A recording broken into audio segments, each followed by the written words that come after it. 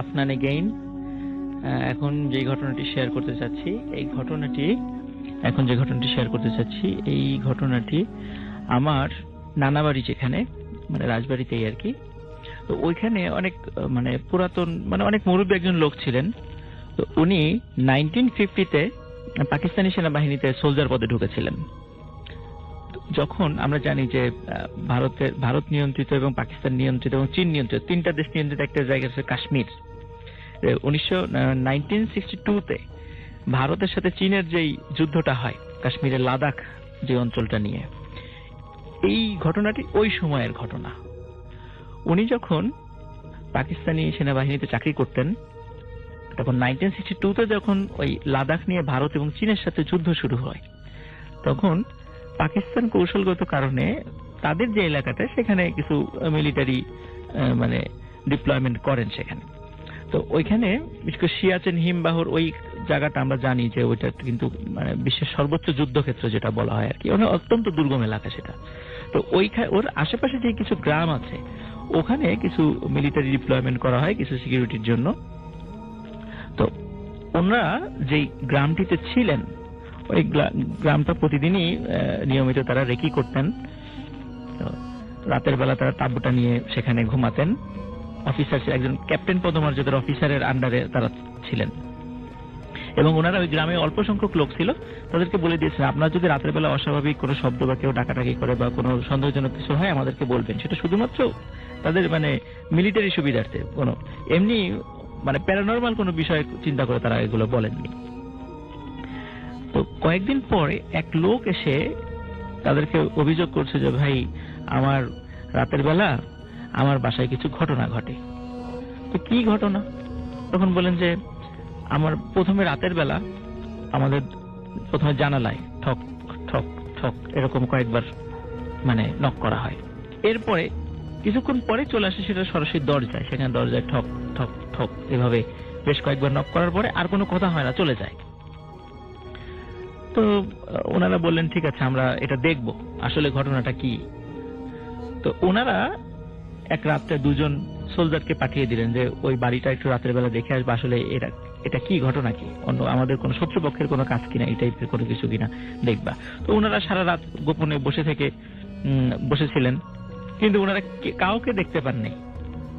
কিন্তু মজার বিষয় রাসেল ভাই, ওনারা কিন্তু ওই রাতে ওই যে ঠক ঠক ঠক যে শব্দটা, ওই বাড়ির লোকজন কিন্তু শব্দটা ঠিকই শুনেছে সে রাতেও। তো যখন ওই বাড়ির লোক পরে এসে ক্যাম্পে এসে বললেন যে আজকে রাতে তো ঘটনা ঘটেছে, তখন ক্যাপ্টেন সাহেব ওই দুই সোলজারকে ডেকে পাঠালেন, বললেন তোমরা কি কিছু দেখেছো? না স্যার, আমরা তো কিছু দেখি নাই, আমরা সারা রাতেই ওখানে গোপনে বসেছিলাম যে ওই বাড়িতে কে আসে না আসে, কিন্তু আমরা কাউকে দেখি নাই। প্রিয় লিসেনার, নতুন একটি এপিসোডে সকলকে জানাই স্বাগতম। চলে আসলাম বাছাই করা কিছু ভৌতিক ঘটনা নিয়ে। এই এপিসোডে আপনারা শুনতে পাবেন সবথেকে বাছাই করা ভয়ানক ঘটনাগুলো। প্রিয় লিসেনার, আপনারা যারা প্রতিনিয়ত এই ধরনের বাছাই করা ভয়ানক ঘটনা শুনতে চান, তারা অবশ্যই এই চ্যানেলটি সাবস্ক্রাইব করে নেবেন, কেননা এই চ্যানেলের মধ্যে প্রতিনিয়ত রাত 10টা বাজে সবথেকে বাছাই করা ভয়ানক ঘটনাগুলো পাবলিশ করা হয়। তাহলে চলুন এই ভিডিওর মধ্যে একটি লাইক দিয়ে আমরা প্রত্যেকটা ঘটনা শেষ পর্যন্ত শুনে আসি। ক্যাপ্টেন সাহেব খুব মানে অবাক হলেন যে এরকম তাহলে কে করলো এই ঘটনাটা। উনি আরো সন্দেহ করলেন যে এটা কি মানে ভারতীয় সোলজারদের কোনো কাজ কিনা, উনি এটা সন্দেহ করেছিলেন। তখন উনি বললেন যে ঠিক আছে, এরপরে কি হয় আবার আমাদেরকে জানাবেন। এর কয়েকদিন পরে এসে ওই লোকটি বলছে, মানে বাড়ির যে লোকটা, এই লোকটা সে মানে ক্যাম্পে এসে বলছে যে স্যার, আসলে আপনাদেরকে একটা বিষয় বলা হয়নি, সেই বিষয়টি একটু বলতে চাই। তো বললে ঠিক আছে বলেন। তো বললো যে বেশ অল্প সপ্তাহখানেক আগে আমার মেয়ে আমার ঘরে সুইসাইড করে, গলায় ফাঁস লাগিয়ে আত্মহত্যা করে। তো ও আত্মহত্যা করার পরেই এই ঘটনাগুলো শুরু হচ্ছে। এখন ক্যাপ্টেন সাহেব এগুলো বিশ্বাস করতেন না, ক্যাপ্টেন সাহেব এগুলো কিছু বিশ্বাস করতেন না, ভূত প্রেত বা জিন টিন এগুলো উনি কিছু বিশ্বাস করতেন না। বললো যে এগুলা কিছু না, এগুলো মানে বাজে কথা, অন্য কোনো কারণ আছে। বলে না স্যার, অন্য কোনো কারণ নাই, কারণ আগে ঠক ঠক করতো, এখন নতুন ঘটনা ঘটছে। বলে কি ঘটনা?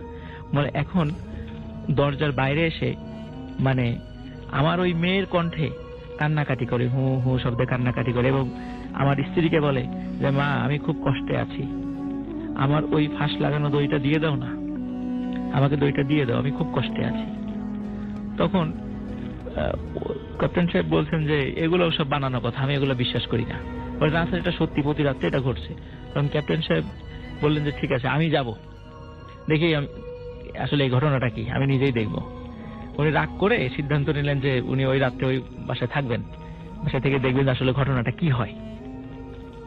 উনি একা ছিলেন না, ওনার সাথে 1-2 জন সোলজারও ছিল। তো যেই ঘটনাটি যে মুরব্বী আমাকে বলেছিলেন, উনি ওই ক্যাপ্টেন সাহেবের সাথে ছিলেন ওই সময়। তো রাতের বেলা সত্যি যখন রাত গভীর হয়ে গেল, 1টা কি 2টো বাজে, তখন ওনারা শব্দ শুনেন বাইরে যে নাকি সুরে কেউ কান্নাকাটি করছে এবং বলছে যে মা, দড়িটা কি দিবা না, আমার খুব কষ্ট হচ্ছে, দড়িটা দিয়ে দাও, আমার অনেক কষ্ট হবে না দিলে। তখন ওর মাকে কিছু জিনিস শিখিয়ে দেওয়া ছিল যে যদি এরকম কথা বলে আপনি কিছু কথা বলবেন। তখন ওর মা বললেন যে তোমাকে তো দড়িটা দিব, কিন্তু আমি কিভাবে দিব, দরজা তো বন্ধ। বলে যে দরজার নিচে ফাঁকা আছে, তুমি দরজার নিচে ফাঁকা দিয়ে দড়িটা দিয়ে দাও। তখন ক্যাপ্টেন সাহেবের হাতে যখন দড়িটা দেয়া হলো, ওই সেই দড়িটাই ওনারা রেখে দিয়েছিলেন। ক্যাপ্টেন সাহেব ঘরের একটা খুঁটির এক প্রান্তে ওই দড়ির এক প্রান্তটা বাঁধলেন, বেঁধে ওই দড়িটা দরজার নিচে যে ফাঁকাটা ছিল, কারণ ওইটা যে অঞ্চলে ছিল এটা দুর্গম এলাকা, দেখা যাচ্ছে যে এটা পাকা বাড়ি ছিল না।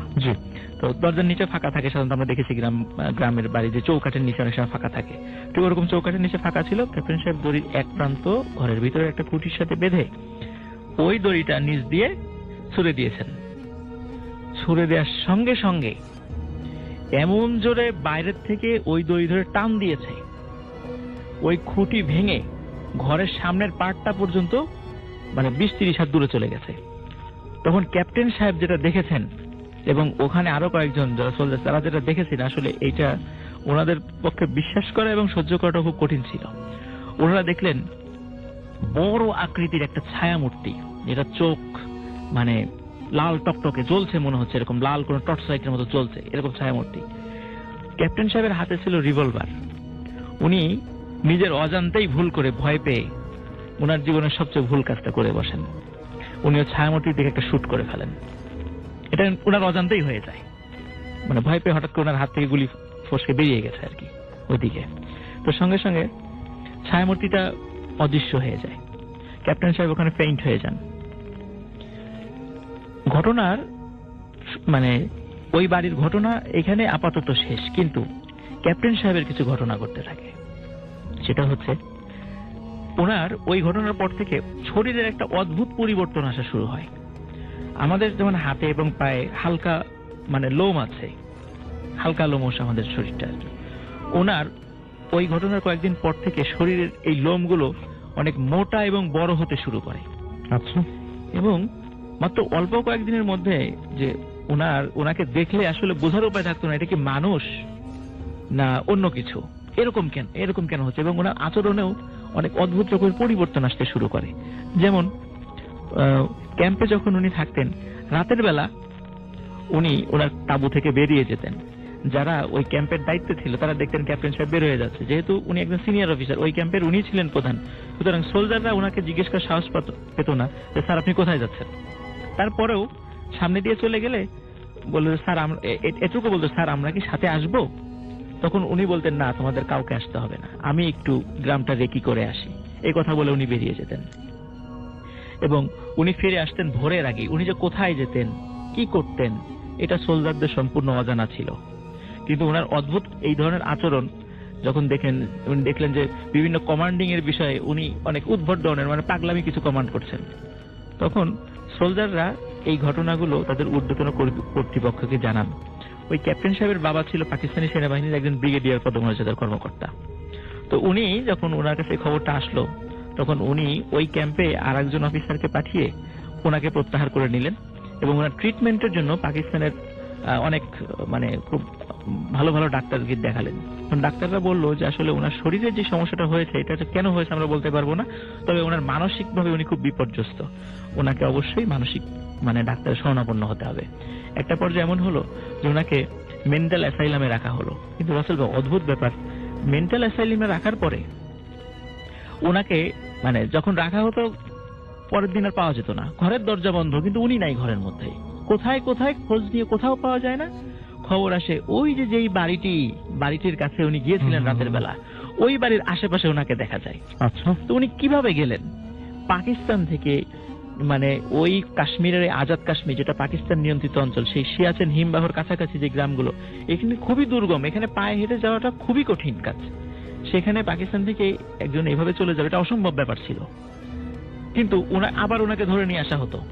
ওনার এই কারণে ওনাকে চাকরি থেকে মানে সাসপেন্ড করা হয়। সাসপেন্ড বলতে মানে বের করে দেওয়া হয় আর কি, কারণ মেন্টালি সিক ছিলেন। তারপর ওনাকে ওনার পরিবার থেকে উচ্চতর চিকিৎসার জন্য ওনাকে আমেরিকায় নিয়ে যাওয়া হয়। তো আমেরিকার যে মেন্টাল অ্যাসাইলামে ছিল, সেই মেন্টাল অ্যাসাইলামেও ঠিক একই ধরনের ঘটনা ঘটেছে। ওনাকে রুমে রাখা হয়েছে, সকালে দেখা গেছে রুম তালাবদ্ধ, ঠিক আছে, কিন্তু উনি নেই।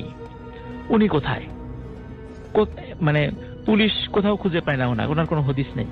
কিন্তু দেখা গেল যেই রাত্রে উনি উধাও হয়েছেন, পরের দিনই খবর আসলো উনি ওই মানে আজাদ কাশ্মীরের ওই অঞ্চলে সিয়াচেন হিমবাহর ওই কাছাকাছি ওই গ্রামে ওনাকে দেখা যাচ্ছে। উনি কিভাবে সেখানে গেলেন, কে তাকে নিয়ে গেল? এবং উনি পরের দিকে এমন হলো যে উনি কারোর সাথে কথা বলতেন না। উনি কি খেতেন, কোথায় ঘুমাতেন, কোনো বিষয় জানা যেত না। এবং কিছুদিন মানুষ ওনাকে দেখে খুব ভয় পেত, কারণ উনি শেষ দিকে এমন অবস্থা, উনি ওনার শরীরে কোনো কাপড়ই পরতেন না, কিন্তু ওনার শরীরে এত লোম ছিল দেখে মনে হতো মানে বন মানুষ বা এই টাইপের কিছু এরকম মনে হতো। মানুষ দেখে ওনাকে ভয় পেত। উনি ওই অঞ্চলের মানে গুহা টুহা এখানে থাকতেন। একদিন মানে ওখানকার স্থানীয় কিছু লোক একটা জিনিস আবিষ্কার করলো যে কিছু মানুষের শরীরের কিছু বিক্ষিপ্ত অংশ, কিন্তু সবাই যখন দেখলো যে হাত পা মাথা আলাদা হয়ে আছে, মাথাটা দেখে চিন্তা করে এটা তো ওই সেই অফিসারের মাথা যারা সবাইকে চিনতেন যে ইনি এখানে ঘুরে বেড়াতেন। তো হাত দেখেও চিনেছে, হাতগুলো লোমশ। তো যখন শরীরটা একত্রিত করা হলো, তখন মানে দেখা গেল কে যেন ওনার হাত পা মুচড়িয়ে টেনে টেনে ছিঁড়ে ফেলেছে। খুব নৃশংসভাবে ওনাকে হত্যা করা হয়েছে। তো এই ছিল রাসেল ভাই ঘটনা। এই ঘটনাটি যিনি আমাকে বলেছিলেন, যে মুরব্বী, উনি 2006 সালে মারা যান। কারণ উনি যখন পাকিস্তান আর্মিতে চাকরি করতেন, দেশ মানে যখন স্বাধীনতা যুদ্ধ শুরু হয়, তখন উনি বাংলাদেশে চলে আসেন এবং স্বাধীনতা যুদ্ধে অংশগ্রহণ করেন। এবং পরবর্তীতে বাংলাদেশ আর্মিতে উনি দীর্ঘদিন সার্ভিস দিয়েছিলেন। 1980-তে উনি অবসর নেন। 2006 সালে উনি মারা গিয়েছিলেন। তো উনি যখন আমাকে ঘটনাটা বলছেন, তখন আমি খুব ছোট, আমার অতটা স্মরণে ছিল না। আমি যে প্রতিষ্ঠানে মানে চাকরি করি আর কি, আমি ক্লাস নিতে গিয়েছিলাম আমাদের ব্রাঞ্চে ফরিদপুরে। তো ওই সময়ে আমি ওই সুযোগে ওনার ফ্যামিলির সাথে আমি এই বিষয়টা আরো কিছু জানার জন্য মানে আমি তাদের শরণাপন্ন হই এবং ওনাদের কাছ থেকে ঘটনাটা আমি একটু ডিটেলস শুনি, কারণ আমি অনেকটাই ভুলে গিয়েছিলাম ঘটনাটা। তো ওনাদের কাছ থেকে শোনার পরে ঠিক এইভাবে যে উনি যখন ওনাদের ফ্যামিলির সাথে এই ঘটনাটা বলেছিলেন, তো ওনাদের কাছ থেকে আরো ডিটেলস জেনে আমি আজকে আপনাদের সাথে শেয়ার করলাম। ধন্যবাদ। এবং ডক্টর আলিফ, আপনার যে ঘটনাটা আছে, সেকেন্ড যে স্টোরিটা, সেটা আপনাকে শুনে ফেলেন। জি রাসেল ভাই, সেটি একজন শিক্ষিকার ঘটনা আমি শেয়ার করবো আর কি।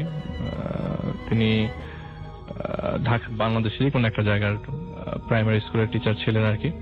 তো ওই গভর্নমেন্ট স্কুলটা প্রাইমারি স্কুল হাই স্কুল একসাথেই করা। তো উনি ছিলেন ক্লাস 5-এর টিচার, আর হাজবেন্ড ছিল ওই প্রাইমারি স্কুলের হেডমাস্টার আর কি। তো ওনার হাজবেন্ড ওই দুজনে একই সাথে চাকরি করতেন আর কি। তো পাশেই তাদের নিজেদের বাড়ি ছিল আর কি। তো সেই বাড়িতে তার মেয়ে থাকতো, তার হাজবেন্ড ওয়াইফ তারা দুজন থাকতো, আর ওনার যে সাজিদা চৌধুরী আমি যার কথা বলছিলাম, তার শ্বশুর শাশুড়ি থাকতো। আচ্ছা।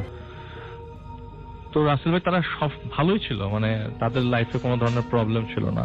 কিন্তু অল অফ আ সাডেন 2004 সালের 13ই জুলাই তার মেয়ে, মানে 13ই জুলাই কেন বলবো, অল অফ আ সাডেনই হয়, অল অফ আ সাডেন আসলে। তো 13ই জুলাই তার মেয়ে, ওই দিন মঙ্গলবার ছিল রাসেল ভাই, মানে হঠাৎ করে তার মেয়ে রাত্রে 10টা-11টার দিকে খুব জোরাজোরি করে বাইরে যাওয়ার জন্য, আমি বের হবো, খুব প্রেসার দিতে থাকে যে আমি বের হবো।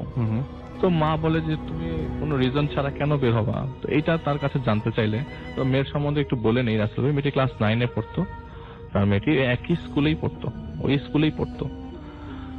তো মেয়েটির কোনো চলাফেরা ছিল না, তেমন কোনো মেশা ছিল না, কারোর সাথে তেমন একটা মিশতো না। তো মেয়েটি কোচিং করতো, কোচিং করে সন্ধ্যার মধ্যে বাসায় ফিরে আসতো। কোচিং বলতে কি পাশের বাসায় তারই এক কলিগের কাছে মেয়েটি পড়তো। তো ওই দিন রাতের বেলা রাত্রে 11টার দিকে কোনো কারণ ছাড়াই তিনি বলেন যে সে বাইরে যাবে। তো বাবা মা ওনার কাছে এসে বলে, তো উনি বারবার জিজ্ঞেস করছেন বাইরে কেন যাওয়া। তো উনি বলে যে না আমি বাইরে যাব। তো খুব ঝগড়া থেকে শুরু হয়, এক পর্যায়ে কাঁদতে কাঁদতে সে রুমে চলে যায়। তো তিনি ভাবলেন যে এত রাতে মেয়েটা বেরোতে যাচ্ছে, এটা তো খুব খারাপ সাইন, আমি আমার হাজবেন্ডকে বলি। তো তার হাজবেন্ডের খুব আদরের মেয়ে ছিল আর কি, তাদের ফ্যামিলিতে সবচেয়ে আদরের মেয়ে। তো হাজবেন্ড তার রুমে যে মেয়েটিকে আর কি রাজি করাতে ব্যর্থ হয়, যে বলেন আসলে কয়েকবার জিজ্ঞেস করা হয় তুমি কেন বের হবা, কি কারণে বের হবা। যতই কোশ্চেন জিজ্ঞেস করা হয় ততই তার রাগের পরিমাণ বাড়তে থাকে। এক পর্যায়ে চিল্লাচিল্লি, রাগারাগি, এমনকি গালাগালিও পর্যন্ত তাদের শুনতে হয়। তো তারা খুব উদ্বিগ্ন হয়ে যায়। ওই দিন রাতটা তাদের খুব কষ্টে পার হয়। কিন্তু পরের দিন সকালবেলা রেগুলার যে রুটিন, ওই দিন বুধবার ছিল 14 জুলাই। তো রুটিন মাফিক সকালবেলা ভোর 6:30টার দিকে তাকে সকালের কোচিং এ পাঠানোর জন্য মা একেবারেই স্কুলের জন্য রেডি করে দিত। তো ওখান থেকে কোচিং করে সকালবেলা কোচিং করে সে মেয়েটা স্কুলে চলে যেত। তো মা রুমে যেয়ে দেখে রুমে কেউ নাই। তো প্রথমে ভাবলো যে কোচিং সেন্টারে চলে গেছে কিনা, কোচিং এ চলে গেছে কিনা। তো ওই ম্যাডামের কাছে ফোন দেওয়া হয়, কিন্তু ওই ম্যাডাম বলে না আমার কাছে তো আসে নাই। আশেপাশে খোঁজ নেওয়া হয়, পরে স্কুলে খোঁজ নেওয়া হয়, কিন্তু স্কুলেও যাওয়া হয় না। তো সে স্কুল থেকে বাসায় চলে আসে এবং আশেপাশের লোকজনদেরকে হেল্প নেয় এবং আশেপাশে সবাইকে জানায় যে ওনার মেয়েকে খুঁজে পাওয়া যাচ্ছে না। সকাল গড়িয়ে সন্ধ্যা হয় কিন্তু মেয়েটি ফিরে আসে না। আত্মীয় স্বজনদের বাসায় খোঁজ নিয়ে জানা যায় যে তাদের বাসাও মেয়েটি যায় নাই। তো এই পর্যায়ে তারা খুব টেনশনে পড়ে যায় এবং এক পর্যায়ে জিডি করে থানায় মেয়েটাকে খোঁজার জন্য। আশেপাশের এলাকায় মাইকিং করা হয়, রাসেল ভাই মেয়েটাকে খুঁজে পাওয়া যায় না। বাবা মা তখন একদম ভেঙে পড়ে যে মেয়েটি হঠাৎ করে চলে। আশেপাশের লোকজন কথা বলা শুরু করে দেয় যে মেয়ে তো ক্লাস 9-এ পড়ে, পালিয়ে গেছে কিনা। এসব কথাবার্তাও তার বাবা মাকে শুনতে হয় এক পর্যায়ে। ঠিক ওই ঘটনার 5 দিন পর তাদের বাসার নিচতলার যে কাজের মেয়ে ছাদের উপরে কাপড় রোদ দিতে গেছে। কাপড় রোদ দিতে গিয়ে ট্যাঙ্ক যেখানে যে ছিল যে পাশটা থেকে দুর্গন্ধ আসছে, খুব বাজে রকমের কটকা একটা গন্ধ আর কি। মেয়েটি কাছে যেতে পারে না, চেষ্টা করে কাছে যাওয়ার জন্য, কারণ মনে করতে থাকে যে এই গন্ধটা বা এখান থেকে যদি কোনো সাবস্টেন্স ওই ট্যাঙ্কের ভিতরে যায় পানি তো দূষিত হয়ে যাবে। তো কাছে যাওয়ার চেষ্টা করে কিন্তু যেতে পারে না। তো নিচতলায় একটা ছেলে ছিল, মানে একটা লোক ছিল, ওই আশেপাশের বাড়িগুলা রাতের বেলা দারোয়ান আর কি, রাতের বেলা রাতের পাহারা দিত আর কি। আচ্ছা, তো ওই ছেলেটাকে নিয়ে উপরে ওঠে। তো উপরে ওঠার পর ছেলেটা খুব কষ্টে বস্তার কাছে যায়। কাছে যেতেই বস্তার গিটটা খুলতেই দেখতে পায় এক মানে চুল দেখতে পায়। তো বোঝা যায় যে এটা একটা লাশ। তো সে আর রিস্ক না নিয়ে পুলিশকে জানানো হয়। তো পুলিশ আসে, এলাকার লোকজন আসে, ছাদটার মধ্যে এক ধরনের জমাট বেঁধে যায়।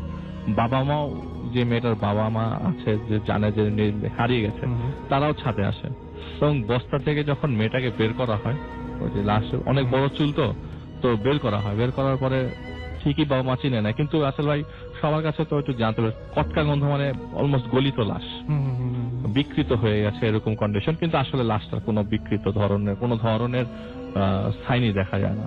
লাশটা একদম ফ্রেশ, কিন্তু প্রচন্ড দুর্গন্ধ লাশটা থেকে আসে।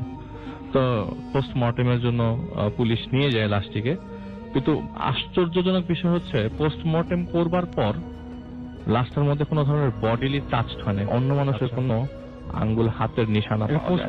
পোস্টমর্টেম রিপোর্ট থেকে এসেছে যে এখানে কোনো টাচ নাই, হয়তো পারে মেয়েটাকে গলা কেটে মেরে ফেলেছিল, কোনো সাইনই পাওয়া যায় নাই। তো মেয়েটাকে বাসায় নিয়ে আসা হয়। পোস্টমর্টেম করার পরে ডেড বডিটা যখন বাসায় পাঠিয়ে দেওয়া হয়, তো যারা গোসল করাচ্ছিল একজন মহিলা হুজুর, তো ওনার সাথে যারা সাহস করে এই গোসল যেখানে করাচ্ছিল, যেসব মেয়ে আত্মীয় স্বজন ঢুকেছে বা মহিলারা ঢুকেছে, তারা বলেছে যে ওর আসলে চুল এত বড় ছিল যে পরিবারের সবাই খুব হিংসা করতো। কিন্তু গোসল করানোর সময় জিনিসটা সবচেয়ে বেশি প্রত্যক্ষ করা হয় যে মাথার মাঝখানে চুল ছিল না, চুল কোনো এক ফোঁটা চুল ছিল না। কর্নার দিয়ে চুল ছিল কিন্তু মাঝখানে কোনো চুল ছিল না। এটা খুব ভয়ের, এবং ওইখানে ওই মুহূর্তে দেখতে খুব ভয়ই লেগেছে। হঠাৎ করে এবং নখগুলা, নেইল বেডস গুলা ভাঙা ছিল, নখগুলা ভাঙা ছিল, কিন্তু বডিতে কিন্তু রাসেল ভাই কোনো ধরনের আঘাতের এক ফোঁটা ছিটে ফোটাও নাই, কিন্তু প্রচন্ড দুর্গন্ধ গোসল করাবার সময়ও। তো যেহেতু গোসল করানো হয়ে যায়, কোনো মতে গোসল করানোর পর লাশটাকে কবরস্থ করা হয় পারিবারিক গোরস্থানে। কিন্তু রাসেল ভাই এরপরে তো বুঝতে পারছেন যে বাবা মার অবস্থা কিরকম। একমাত্র মেয়ে ছিল, মেয়েটি মারা গেছে। তো এটা ভাবতে অনেকটা কষ্ট হচ্ছে। তো বাবা মা ওই বাসায় আপনার মাদ্রাসার হুজুর নিয়ে আসা হয়, আত্মীয় স্বজন কিছু হুজুর নিয়ে আসা আশেপাশের মাদ্রাসা থেকে। কিন্তু হুজুররা ছোটখাটো বাচ্চা ছেলেরা কোরআন শরীফ পড়ছিল আর কি। রাত তখন 1টা বাজে। তো ওই মুহূর্তে বাবা ওই কোরআন শরীফ পড়ছিল, তো পাশে একটি চেয়ারে বসেছিল মেয়েটির বাবা। তো হঠাৎ করে মেয়েটির বাবা আঙ্গুল তুলে একটা জায়গায় ইশারা করতে করতে বুক চেপে চেয়ার থেকে পড়ে যায়। তো তাকে ওই মুহূর্তে হসপিটালে শিফট করা হয়। মানে আসলে রাসেল ভাই একই দিনের ঘটনা। মা যেদিন জানতে পারো তার মেয়ে মারা গেছে, ওই দিন রাতের বেলা তার হাজবেন্ড মারা যায়, বা ঢাকায় হার্ট অ্যাটাক করে ঢাকায় আনতে মারা যায়। তো এইরকম কষ্টের অবস্থায় তো সে আরো ভেঙে যায়। তার সাথে কেউ কথা বলতে পারে না 10-15 দিন, এরকম কন্ডিশন আর কি। তো মেয়েটার বাবাকে আবার ব্যাক করা হয়, সেই জায়গায় ব্যাক করে মেয়েটির পাশেই কবরস্থ করা হয়। রাসেল ভাই এইটাই ঘটনা না, ঘটনা হচ্ছে আরো বাকি আছে এখন। এটা আসলে সারমর্ম বলতে পারেন। তো ওনার যে চাচা, যে এই পোস্টমর্টেম করা থেকে শুরু করে লাশ রিসিভ করা পর্যন্ত যে কাজগুলা করেছেন, তিনি যে ইনফরমেশনটা দিয়েছে বাবা মারা যাওয়ার পরে, তো সবাই মিলে গোল টেবিলে বৈঠক হচ্ছিল মিলাদ কিভাবে করবে। ওই মুহূর্তে বলে যে সবচেয়ে আশ্চর্যজনক বিষয় তোমরা কেউ জানো না, সেটা হচ্ছে আমরা জিডি করি 14ই জুলাই, 5 দিন পরে ডেড বডি পাওয়া যায় 19শে জুলাই, কিন্তু পোস্টমর্টেমে ডাক্তাররা বলছে ডেড বডিটা 25 দিন আগের। এক্স্যাক্টলি, এটাই হচ্ছে সবচেয়ে আসল ডেড বডি যদি 25 দিন আগের হয় রাসেল ভাই, তাহলে ওই দিন রাতের বেলা যে বাইরে যাওয়ার বাহানা ধরলো উনি কে ছিল? পরের দিন সকালবেলা তাকে পাওয়া গেল না খুঁজে, কিন্তু পাওয়া গেল ডেড বডি 19শে জুলাই, তাও বাড়ির ছাদে। জিনিসগুলা মিলাতে পারছিল না। ওনার মা তো একদম ফেইন্ট, কারণ ওই মুহূর্তে তার সাথে এসব ব্যাপারে কোনো কথা বলা যায়নি। কিন্তু আশেপাশের লোকজন সবাই এই নিয়ে ডিসকাস করলো প্রায় 1 মাস রাসেল ভাই। ওই এলাকায় তখন মুখ্য সমাচার তখন এই জিনিসটাই, যে মেয়েটি কিভাবে মারা গেল। আসলে মেয়েটা পালায়ও জানায় কিছু নাই, ডেড বডিটা ছাদে পাওয়া গেল, কিভাবে পাওয়া গেল কেউ কিছু জানে না। তো সবাই সান্ত্বনা দেওয়ার জন্য ওনার মাকে একা করেন, কারণ উনি তো একদম এই পৃথিবীতে একাই হয়ে গেছে। তার হাজবেন্ড ছিল সেও নাই, তো মেয়ে ছিল সেও নাই। তো 1 মাস পর তার শ্বশুর শাশুড়িকে তার দেবর নিয়ে যায় এবং তিনি একা হয়ে যান। তার বোনও তার সাথে অনেকদিন ছিল, কিন্তু সবার তো রাসেল ভাই সংসার আছে, কাজ আছে, সবাই তার নিজেদের নিজ কাজে ব্যস্ত হয়ে যায় 1 মাস পর। তো সে তার বাসায় একা থাকা শুরু করে। সাথেই যে কাজের মেয়েটি ছিল ওই বাসায়, কাজের মেয়েটি তার সাথেই থাকতো। 1 থেকে 1.5 মাস পর হঠাৎ করে সোম কি মঙ্গলবার হবে, এটা সম্ভবত রাসেল ভাই সেপ্টেম্বরের দিকে, ওই বছরেরই সেপ্টেম্বরের দিকের ঘটনা। তো প্রচন্ড ঝড় হচ্ছে, তো বজ্রপাতে জানালাগুলো বাড়ি খাচ্ছিল। এক পর্যায়ে তিনি ওই ঘটনার পর তার হাজবেন্ড, তার মেয়ে মৃত্যুর পরে তিনি রাতের বেলা ঘুমাতেন না। আচ্ছা, নর্মালি প্রথম কয়েকদিন সে চুপই ছিল, কিন্তু যখন তার সবার সাথে আস্তে আস্তে ইন্টারাকশন হতে থাকে, রাতের বেলা তার ঘুম হতো না।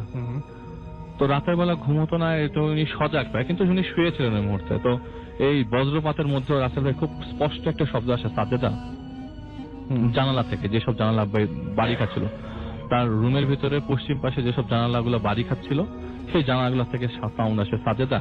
তো অবচেতন মনে তিনি বলে তো সাথে সাথে তিনি রিয়েলাইজ করে আমার তো আসলে কেউ কথাটা। তিনি উঠে যান, লাইট জ্বালান, বারান্দা দিয়ে চেক করেন, উকি মেরে দেখেন আশেপাশে কেউ আছে কিনা, কিন্তু রাসেল ভাই কেউ নাই। তিনি আবারও আবারও সাউন্ড আসে, রাসেল ভাই আম্মু আমার রুমে আসো, আমার রুমে ব্যাগটা গুছায় যাও। উনি বলে আশ্চর্যজনক, আমার মেয়ে আমাকে ডাকতেছে কিভাবে? তো উনি কাজের মেয়েটাকে জানান। তো কাজের মেয়েটা তাকে হাত বুলিয়ে বলে খালাম্মা আপনি শোন, আমি এরকম কোনো শব্দ পান নাই, এটা আপনার মনের ভুল। তো উনি আবার শুয়ে পড়ে। কিন্তু রাসেল ভাই ফজরের পরও, আজানের পরও মনে করছিল ফজরের আজান দিবে, তো উনি উঠতে পারছে না, নামাজের জন্য উঠতে পারছে না। ফজরের আজান দিয়ে দিয়েছে, তারপরেও সাউন্ড আসতে থাকে আম্মু কোথায় তুমি, আসো আমার রুমে। বারবার ডাকার পরে তিনি কাঁথা মুড়ি দিয়ে ঘুমিয়ে যান। পরের দিন সকালবেলা তিনি দেরি না করে ওনার ভাইয়ের বাসায় চলে যায়, ভাইকে সবকিছু বলে যে আমি এরকম রাতে তোর ভাগ্নিকে আর তোর দুলাভাইকে দেখছি, আমি তো থাকতে পারতেছি না ওই বাসায়। তো ভাই বলে যে ঠিক আছে তুমি আমার বাসায় থাকো, 5-6 দিন তুমি আমার বাসায় থাকো। তো ওই 5-6 দিনে তার সাথে এরকম কোন আর ইন্টারাকশন হয় নাই। তিনি বললেন যে না, তাহলে ওটা আমার স্বপ্ন বা আমার মনের ভুল ছিল, আমি সারাক্ষণ তো ওদেরকে নিয়ে চিন্তা করি, হয়তো বা তারা বারবার আমার সামনে আসতে যাচ্ছে। উনি কি করলেন যে আমি এখন নর্মাল আসছি, আমাকে তুই বাসায় দিয়ে আয়। তার ভাইয়ের বাসা থেকে সে তার নিজের বাসায় আবার চলে যায়, কাজের মেয়েটাকে নিয়ে আসে। যেদিন নিয়ে আসে ঠিক সেদিনের ঘটনা, সেদিন রাতের বেলা তিনি তার ঘুম ভাঙে এবং জোর অন্ধকারে তাকে শরীরে ঝাঁকি দিয়ে ঘুম ভাঙায় এবং ঘুম ভাঙায় তার মেয়ে। এরকম কন্ডিশনে, এই মা উঠো, আমাকে স্কুলে যেতে হবে, আমার ব্যাগটা তুমি গুছাই দাও। এই মা আমি বাথরুমে যাবো, আমার চুল আঁচড়াতে হবে, তুমি ব্যাগটা গুছাই দাও। তুমি জানো তো আমার চুল অনেক বড়। মাথা ঘুরে যায়, কি ব্যাপার? এবং তিনি বলে যে আমি সেই স্পর্শটা ফিল করছি, আমার মেয়ে আমার হাত ধরে ডাকছে, আমার বডি ডাকছে। আমি লাইট জ্বালাই, আমার শরীর কাঁপতে থাকে, আমার ব্লাড প্রেশার হাই না লো হচ্ছে আমি কিছু জানি না। আমি আমার কাজের মেয়েটাকে জাগাই, কাজের মেয়েটা জাগে না, মনে হয় কাজের মেয়েটাকে কেউ ইনজেকশন দিয়ে ঘুম পাড়িয়ে রেখেছে, সে মেয়েটা জাগছে না।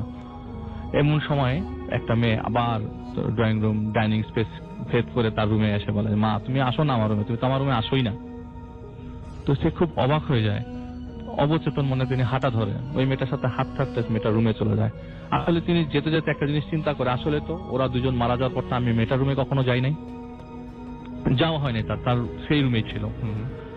সবচেয়ে অবাক কাণ্ড হচ্ছে ওই রুমে ঢোকার পর সবচেয়ে কষ্ট পায় লাইট জ্বালানোর পর যে খাটের উপরে তিনি তার লম্বা করে একগুচ্ছ চুল দেখতে পায়, মেয়ের চুল। এটা নিশ্চয়ই শুনেছিলেন, তিনি তো আর গোসলের সময় ছিলেন না, তিনি শুনেছিলেন যে মেয়েটার চুল মাঝখান দিয়ে মিসিং, অনেকের কাছে শুনেছেন, কিন্তু সেই চুলটা তিনি খাটের উপর দেখতে পেলেন। এবং ওই মুহূর্তে তার আর কোনো কিছুই মনে নাই। পরের দিন সকালবেলা তিনি তার ভাইয়ের কাছে যান, তার ভাই বলে, আপা এটা তোমার মনের ভুল হতে পারে বা কিছু, একজন হুজুর আছে, ওনার কাছে চলো যাই, হয়তো উনি ওনার সলিউশন জানেন। তো হুজুর বললেন যে কিছু না, আপনি জাস্ট এই পানিটা খেয়ে, মানে পানিটা খাওয়ার আগে আপনি এই একটা সূরা পড়ে নেবেন, আর একটা পানি আছে, এই পানিটা দোয়া করে পুরো বাসায় ছিটাবেন, মিস করবেন না, প্রতিদিন সন্ধ্যা মাগরিবের নামাজের পরপরই ছিটাবেন। তো তিনি মাগরিবের নামাজের পরপর ছিটানোর পর রাসেল ভাই একটা জিনিস মানে লাস্ট এই অ্যাডভাইসটা দেওয়ার আগ পর্যন্ত হুজুর বললেন যে যা হওয়ার তা হয়ে গেছে, কিভাবে হয়েছে আমি কিছু বলছি না, এটা বললে হয়তো অবাক হয়ে যাবেন, কিভাবে হয়েছে বা কিভাবে হবে কিছু বলছি না, আপনি বাসাটায় থেকেন না, চলে যান এখান থেকে চলে যান, পারলে যত দূরে পারেন তত দূরে চলে যান, ধারের কাছেও আসেন না, আর কখনো আসেন না এই এলাকায়। তো তিনি ওই মুহূর্তে আসলে এই কন্ডিশন গুলা অবজার্ভ করার পরে তিনি আর ধরনের কোনো ধরনের রিস্ক নেন নাই। এবং আসলে সত্যি কথা রাসেল ভাই, ওই জিনিসটা তার পেছনে এখনো ছাড়েনি, এখনো পর্যন্ত তার মেয়ে এবং তার হাজবেন্ড তার দেখা যায়। এখন পেইন্টার রাসেল ভাই তিনি স্বপ্নে দেখেন, তিনি মাঝে মধ্যে তাদের সাথে কথা বলেন, লোকজন অবাক হয়ে যায়। এবং আসলে আমি যখন তার সাথে কথা বলি তিনিও কথা বলছিলেন ওই মুহূর্তে। ওকে, এটি ছিল রাসেল ভাই। Thank you very much. আসসালামু আলাইকুম লিসেনার্স, আফনান বলছি। ধন্যবাদ রাসেল ভাই আবার সুযোগ দেওয়ার জন্য। রাসেল ভাই, এখন আমি যে ঘটনাটি শেয়ার করতে চাচ্ছি সেটা হচ্ছে, এটা সিলেটের জকিগঞ্জের একটি ঘটনা। আমি সিলেটে যখন ক্লাস নিতে গিয়েছিলাম, তো ওখানে আমি একজনের কাছ থেকে এই ঘটনাটি শেয়ার করেছিলাম। তো ওর আপন চাচাতো ভাইয়ের সাথে এই ঘটনাটি ঘটেছিল এবং সে নিজেও সেটি দেখেছে, আমাকে যেটা বলেছিল সে নিজেও এটি দেখেছে।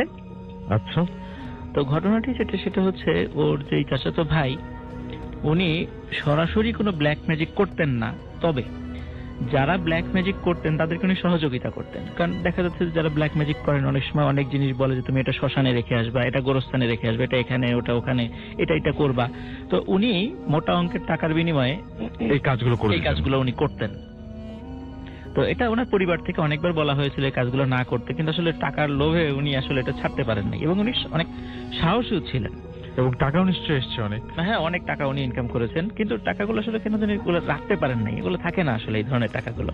যাই হোক, তো উনি প্রথম ওনার একটি ঘটনা আমি বলবো, সেটা হচ্ছে যে ওনাকে একবার বলা হলো একটি মন্দিরে গিয়ে মন্দিরের মূর্তির সঙ্গে একটি তাবিজ জাতীয় কিছু ঝুলিয়ে রেখে আসতে। তো উনি সেখানে গেলেন, মানে বলা ছিল যে সেটা অবশ্যই অমাবস্যার রাত হতে হবে এবং একা যেতে হবে। তো উনি অমাবস্যার রাতে একাই গেলেন। মন্দিরটা ছিল মানে একেবারে গ্রাম এলাকায় মন্দিরটা ছিল, আর মন্দিরের বাইরে একটা লোহার গেটও ছিল। তো উনি গেটটা খোলা ছিল মোটামুটি, উনি গেটটা খুলে ভিতরে ঢুকলেন। ঠিক যথারীতি উনি ঠিক ওনার যে কাজটা, মন্দিরের বই মূর্তির গলার সঙ্গে ওই তাবিজ জাতীয় যে জিনিসটা ওটা রেখে যেই না মানে পেছন দিকে ঘুরেছেন, হঠাৎ উনি ফিল করলেন যে শক্ত দুটো হাত ওনার কাঁধের উপরে রাখলো, মানে হাত দুটো ওনার কাঁধের উপরে কে যেন রেখেছে।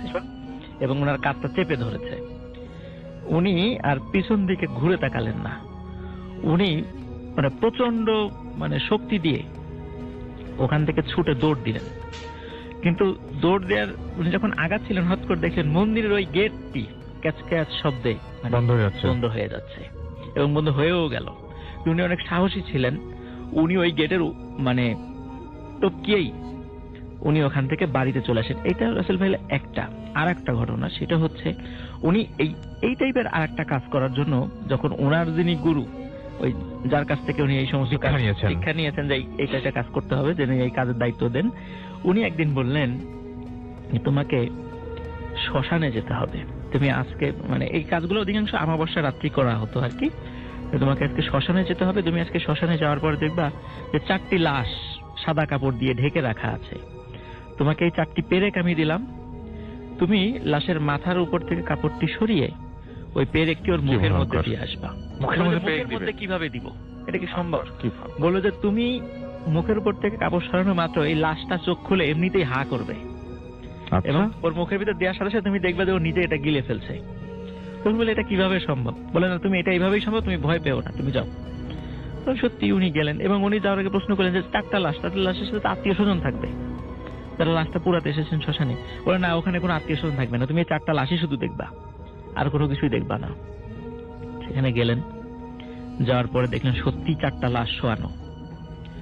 তো সাহস করে প্রথম লাশের উপর থেকে কাপড়টি সরালেন, দেখলো মানুষেরই লাশ, মানুষের মতো, এমন বিভৎস কিছু না। কিন্তু সরানো মাত্র যেই উনি হাত থেকে পেরেক বের করেছেন, দেখলো হঠাৎ করে ওই লাশটির চোখ খুললে বড় আকৃতির এমন হা করেছে, এটা মানুষের স্বাভাবিক হাটা এত বড় হয় না, বড় হা করেছে। এবং উনি সাথে সাথে পেরেকটা দেয়া মাত্রই উনি দেখলেন যে হাটা বন্ধ হয়ে গেল এবং মানে আমরা যেভাবে বিস্কুট খাই ঠিক যেভাবে, ওইভাবে ওই লাশটি পেরেকটা মানে মচমচ শব্দ করে মানে গিলে ফেললো। এইভাবে পরের লাশ ঠিক সেম ঘটনা, 4টা লাশের সাথে উনি এইভাবে বিশ্বাস করে কঠিন এমন অদ্ভুত কথা। হ্যাঁ, 4টা লাশের সাথে উনি এটা করে উনি পিছনে যখন হাঁটা শুরু করলেন, হঠাৎ করে উনি ফিল করলেন ওই যে 4টি লাশ, ওই লাশ ওনার পিছনে হাঁটা শুরু করেছে। তো উনি আর দেরি না করে দৌড়ে বাড়িতে চলে আসলেন। বাড়িতে চলে আসার পরে উনার দরজায় এবং জানালায় দেখে অনবরত কারা যেন কড়া নাড়ছে এবং ওনাদের বাবা মার যে কণ্ঠ, এই কণ্ঠে তাকে ডাকছে, দরজা খোল, কোথায় গিয়েছিলি, জরুরি দরকার আছে। কিন্তু উনি কিছুতেই দরজা খোলেন নাই। সকালবেলা উনি যখন দরজাটি খোলেন তখন দেখে অসংখ্য কাক ওনার দরজার সামনে মরে পড়ে আছে। এটা রাসেল ভাই 2টা ঘটনা ছিল, কিন্তু উনি কিন্তু মাত্র 25 কি 26 বছর বয়সে উনি মারা যান। উনি যখন মারা যান তখন আমার কাছে যে ছেলেটা বলেছে আর কি, ও নিজের দেখা আর কি, আমি জানি না হয়তো বা এই টাইপের ঘটনা এখানে অনেকে হয়তো শুনে থাকবেন, কিন্তু আমি আজকে একটু মানে মোর স্পেসিফিক করে বলতে চাচ্ছি আর কি, যে ওর বর্ণনা অনুযায়ী অদ্ভুত ধরনের একটা মোটা ভয়ঙ্কর কালো সাপ ওর লাশের পাশে এসে বসে আছে। আচ্ছা, এখন কেউ ওর লাশ মানে গোসল করানো তো দূরের কথা, কাছে যাওয়ারই সাহস পাচ্ছে না। তখন এই অবস্থা দেখে ওনারা পাশের এক মসজিদের ইমাম সাহেবকে ডেকে, উনি খুব ভালো লোক ছিলেন, ডেকে আনার পরে উনি এখানে এসে কিছু দোয়া পড়ার পরে ওই সাপটি চলে যায়। যাওয়ার পর বলে যে তাড়াতাড়ি এই লাশটাকে গোসল দিতে হবে, তাড়াতাড়ি দাফন করতে হবে। যথারীতি কবরও কাটা হয়ে গিয়েছিল। লাশটি কাফন গোসলের পর কাফন পরিয়ে যখন কবরের কাছে নিয়ে যাওয়া হয়েছে, হঠাৎ দেখে ওই কবরের পাশে একটা গাছ ছিল, ওই গাছের উপরে সাপটি বসে আছে এবং এমন ভাবে বসে আছে কেউ ওই কবরের কাছে যাওয়ারই সাহস পাচ্ছে না। মনে হচ্ছে যে এখনই ওই সাপটি, আর এমন ভয়ঙ্কর সাপ কেউ এর আগে এরকম সাপ কখনো দেখেও নি। তো যখন কেউ কাছে যাওয়ার সাহস পাচ্ছে না, তখন ইমাম সাহেব বলে, আসেন আমরা সবাই মিলে দোয়া করি। তখন উনি আল্লাহর কাছে দোয়া করলে, এইভাবে দোয়া করে খুব কান্নাকাটি করে দোয়া করছেন যে আল্লাহ, রাসূলুল্লাহ সাল্লাল্লাহু আলাইহি ওয়াসাল্লাম তো বলছেন যে তোমার বান্দার গুনাহের কারণে তুমি তাদের চেহারাকে পরিবর্তন করে দিবা না, তুমি তাদেরকে এক সমলে ধ্বংস করে দিবা না। তাহলে এই বান্দাকে তোমার যদি করার ইচ্ছাই থাকে, ওর কবরে যা খুশি আযাব দাও, কিন্তু দুনিয়াতে ওকে আর লাঞ্ছিত করো না। ওকে লাঞ্ছিত, এরকম সবাই অনেক কান্নাকাটি দোয়া করছিলেন। তখন এই দোয়ার একটা পর্যায়ে দেখলেন যে সাপটা ওখান থেকে চলে গেছে, একা চলে গেছে। লাশটা যখন কবরে রাখা হলো, রাখার পরে বাঁশ যখন দেয়া হচ্ছিল, হয়তোবা 1টি কি 2টো বাঁশ বাকি ছিল, ভিতর থেকে লোক তো উঠে গেছে, যেহেতু কয়েকটা দেওয়ার পর লোক উঠে যায়। হঠাৎ করে দেখলো ওই সাপটি মানে সা করে এসে কবরের মধ্যে ঢুকে গেল।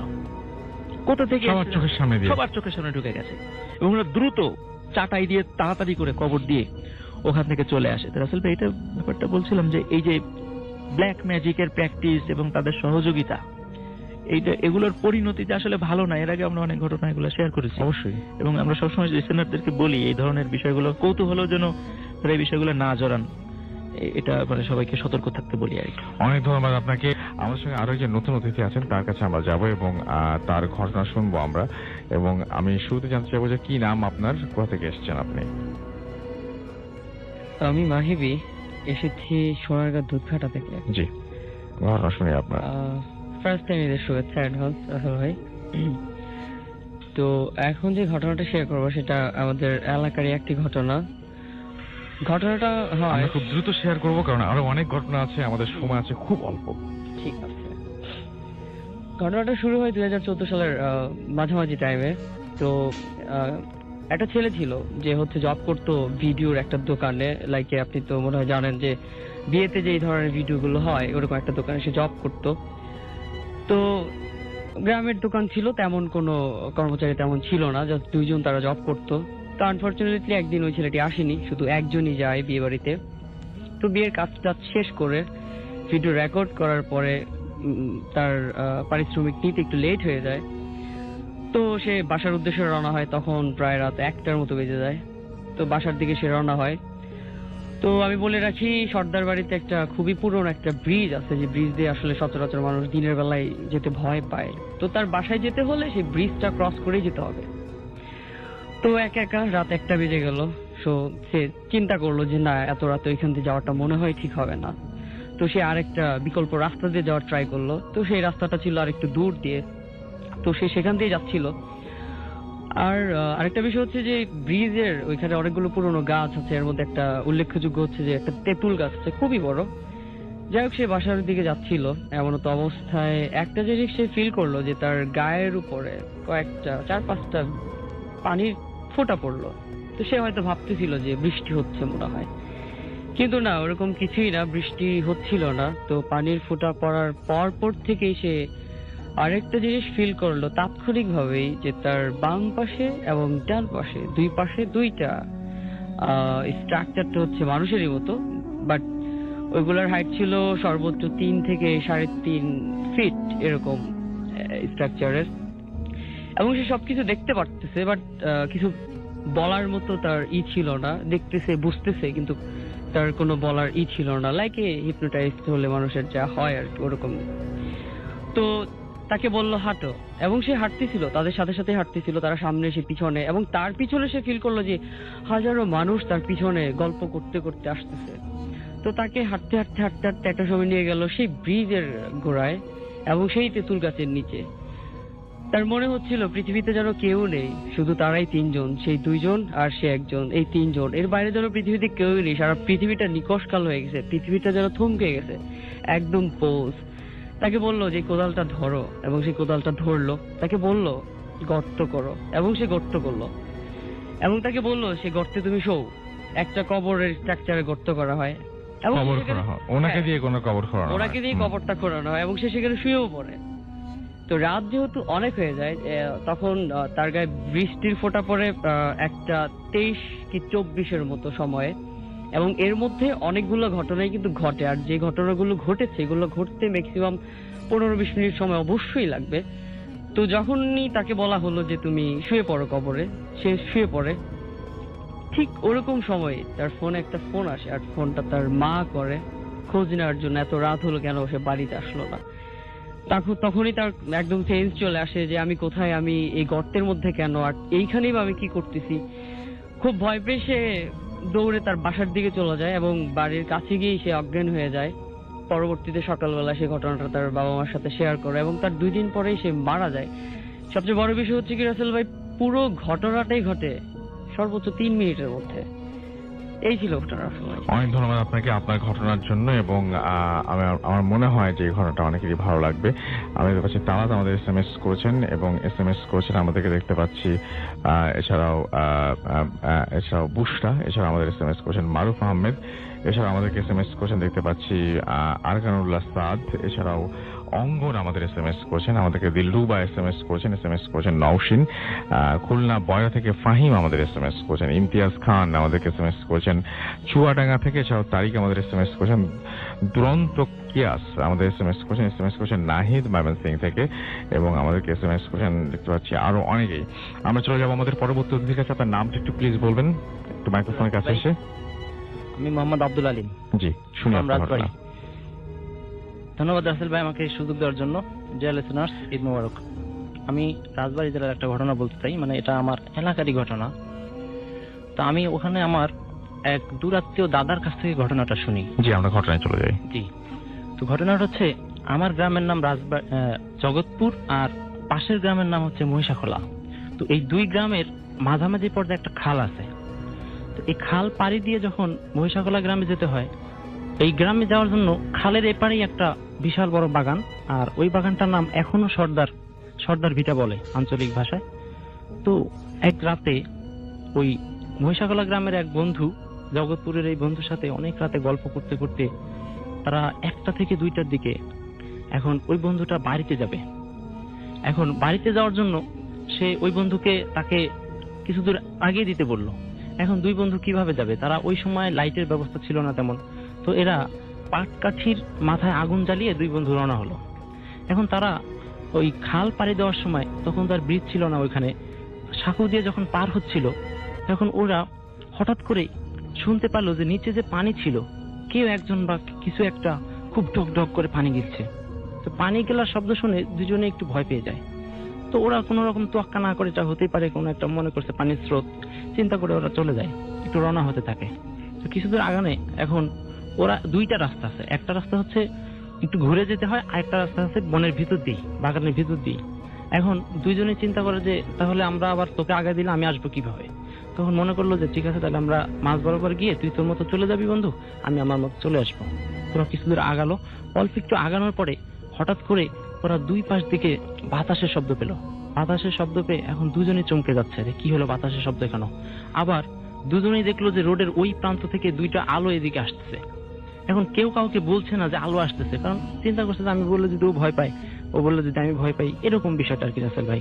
তো তখন ওরা যখন একটু অগ্রসর হতে থাকলো, হঠাৎ করে উপর থেকে একটা ডাল পড়লো। উপর থেকে কি যেন একটা পড়লো, হিসাব করলে একজন ঘুরে গিয়ে দেখার চেষ্টা করলো কি পড়লো। তখন তার আলোটা নিভে গেল। এখন আরেকজনের কাছে আলো থাকার পরে ও ওই আলো দিয়ে দেখতে পেলো জাস্ট একটা গাছের ডাল পড়েছে। তখন একটু সাহস নিয়ে তারা আবার একটু অগ্রসর হলো। অগ্রসর হতে হতে যখন ওরা ঠিক ওই সর্দার ভিটার মাঝ বরাবর যায়, তখন ওই মাঝ বরাবর যাওয়ার সময় তাদের দুই পাশ থেকে যে বাতাসটা শশ বইছিল, মজার বিষয় হলো ওই বাতাসটা কখনো রোডে ছিল না, শুধু বনের মধ্যেই ছিল। তখন ওরা যখন ওই মাঝ বরাবর পার হলো, মাঝ বরাবর একটা বলে রাখি ওখানে বাঁশের ঝোপ ছিল, ওইটা পার হওয়ার পরেই ওই বাতাসটা এসে দুইজনের মধ্যে হঠাৎ করে গায়ে লাগলো, এবং তারা ঝিমঝিম করে তাদের শরীর গায়ের লোম কাটা দেওয়ার পরে ওদের এই ভয়ের মধ্যে ওরা নিজের আলোটাই নিভে গেল। এখন এই আলো নিভে যাওয়ার পরে আবার ওদের হঠাৎ করে মনে পড়লো, আরে সামনে তো আলো ছিল, কিন্তু সামনে তাকিয়ে দেখে সেই আলো দুইটাও নেই। এখন ওরা খুব অন্ধকারের মধ্যে ভয় করে যায়।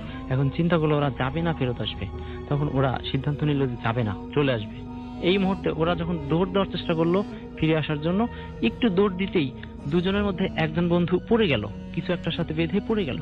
সে পড়ে গিয়ে দেখলো যে তার আরেক বন্ধু হাত ধরা ছিল, কিন্তু উনি কিভাবে যেন উপরের দিকে উঠে চলে যাচ্ছে।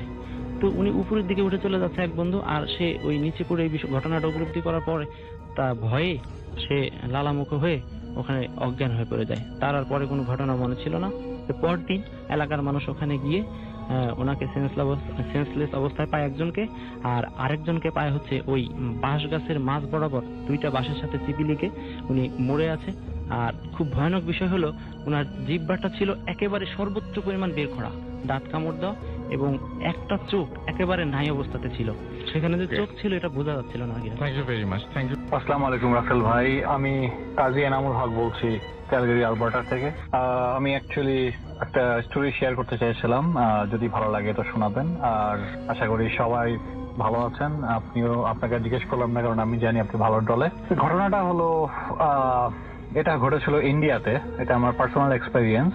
আমি আমার ছোট ভাই একবার ইন্ডিয়া বেড়াতে গেছিলাম। ওখানে আমার এক কাজিন মালদা জেলার পলিটেকনিক কলেজে লেখাপড়া করতো। তো আমরা ভাবলাম যে যেহেতু আমরা ইন্ডিয়া ঘুরতে, এটা ছিল ওয়েস্ট বেঙ্গলে। তো ওয়েস্ট বেঙ্গলে মালদা ডিস্ট্রিক্টে আমার কাজিন লেখাপড়া করতো। তো ও থাকতো একটা মেসে ওর 2টা ফ্রেন্ডের সাথে। আমি নাম আর বললাম না। আমার কাজিনের নাম ছিল নিপুণ।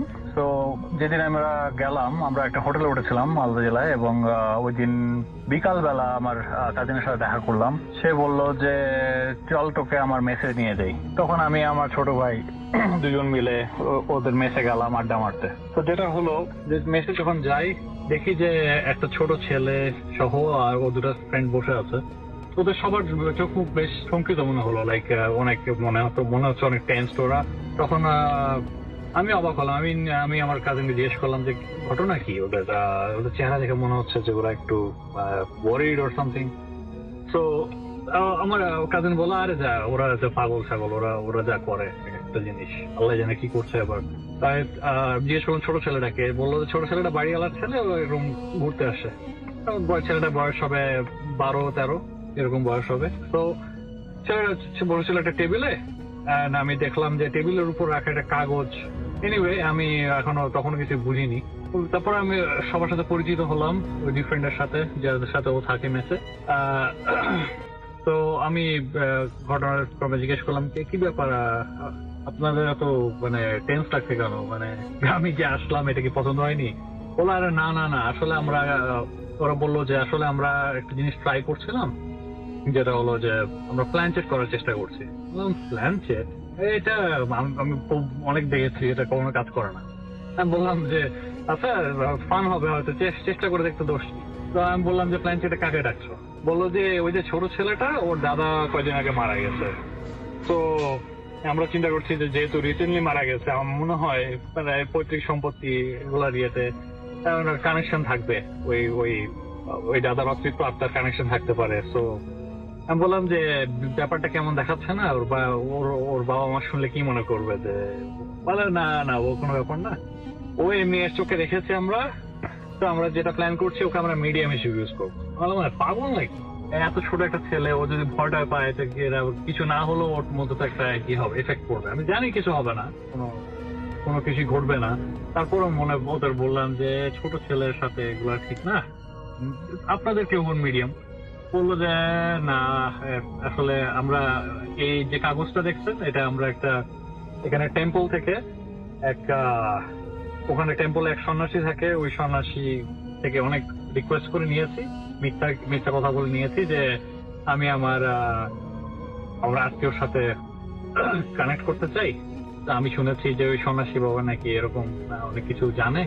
তো সন্ন্যাসী বাবা বলেছিল নাকি যে ভুলেও এটা ট্রাই করো না, যদি করতে চাও এটা ভালো হতে পারে খারাপ হতে পারে। এবং সন্ন্যাসী বাবা ওদেরকে একটা লেবু দিয়েছিল। লেবু মানে শুকনো লেবু, ছোট, উই কল ইট লেমন, যেটা রাউন্ড হয় কমপ্লিটলি। এটা কাগজি লেবু না, এটা পুরো রাউন্ড একটা লেবু। সাধারণত হিন্দুরা গাড়িতে টাড়িতে ইউজ করে আর কি। তো আমি লেবুটাও দেখলাম টেবিলের পাশে রাখা আছে, লেবুটার উপর একটা ছোট্ট তিলক মারা, তিলক মানে রেড কালারের সিঁদুরের মতো লাগানো, ওই তিলকটা মারা আছে। সো আমি বললাম যে দিস ইজ ফানি। প্রথম কথা আমরা মুসলিম, ওখানে একজন হিন্দু ছিল আর 2জন মুসলিম ছিল ডিফারেন্ট। আমি বললাম যে আমি জানি না এটা কিভাবে কি হবে, বাট ওকে। আমি নিজেও একটু টেনশনে পড়ে গেলাম, আর যদি আবার কিছু হয় তা আমি তো বিপদে পড়বো।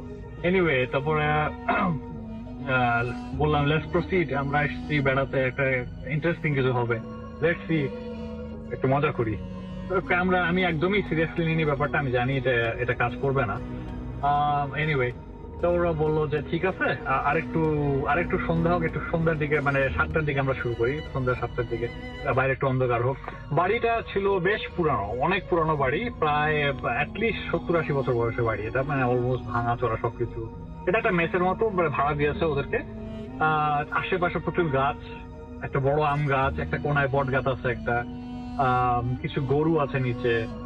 এটা তো ওই সময়কার এটা প্রায়, ঘটনাটা হলো প্রায় আজ থেকে I would say it was like 2002 or something like that. Anyway so আমরা শুরু করলাম। ফার্স্টে একটা মোমবাতি জ্বালালো। আমার ওদের ওই হিন্দু ফ্রেন্ডটা সব সিস্টেম শিখে এসছে সন্ন্যাসী বাবার কাছ থেকে। তো ও যেটা করলো, একটা মোমবাতি জ্বালালো এবং লেবুটা, কাগজটা ঠিক মাঝখানে একটা পয়েন্ট করা আছে এবং আশেপাশে কেমন একটা আজব কিছু ল্যাঙ্গুয়েজে লেখা আছে। আমি বললাম যে সাধারণত ওইজি বোর্ড ইংলিশ থাকে, ABC, কেউ আসলে হয়তো ওখানে বলবে যে okay soul is present, so yes, এবং নাম বলবে। আমি ওইজি বোর্ড আমি ওরকম ধারণা করছিলাম, বাট আমি যখন একটা ক্লোজ লুক দিলাম দেখলাম যে আই হ্যাভ নো আইডিয়া এগুলো কি। তো একটা জায়গায় কিছু নাম্বার লেখা আছে, নাম্বারগুলো হিন্দিতে লেখা, এবং কিছু কিছু জিনিস আমি জানি না সংস্কৃত না কি ভাষা লিখে দিয়েছে, এটা সন্ন্যাসী নিজের হাতে লেখা। এবং মাঝখানেটা ঠিক মাঝখানে লাল রঙের কিছু দিয়ে একটা পয়েন্ট করা আছে যেখানে লেবুটা রাখতে হবে। এখন আমি জিজ্ঞেস করলাম যে লেবুটার বৈশিষ্ট্য কি। বললো যে ওই অতৃপ্ত আত্মা যদি আসে, সাধারণত ওরা ওই লেবুটা হলো পবিত্র জিনিস এবং ওই লেবুটার উপর বেস করে মিডিয়ামের উপর করবে, এবং যখন তোমাদের কাজ শেষ হয়ে যাবে তখন তোমরা ওই লেবুটাতে একটা ছুরি দিয়ে কোপ মারবা, তখনই আত্মাটা বের হয়ে যাবে। এনিওয়ে আমি আসবো, তখন আমার মধ্যে একটু ভয় ভয় লাগছিল। আমি ছোট ভাইকে বললাম যে তমাল জ্ঞান বুঝতে না কি হবে, বাট আমি নট শিওর। বললাম যে ভাইয়া তুই এত ভয় পাস। এনিওয়ে যাই হোক, আমার ছোট ভাই বেশ সাহসী ছিল। এনিওয়ে আমরা বসলাম চারিদিক দিয়ে, এবং ছোট ছেলেটাকে আমি জিজ্ঞেস করলাম যে তোমার ভয় লাগছে না? বললাম না, আমি জাদুকে দেখতে চাই। ওকে, আমি ভাবলাম যে আরে বেচারা। এনিওয়ে তারপরে ওকে, ছোট ছেলেটার নাম রাজীব ছিল, রাজীব বসে আছে।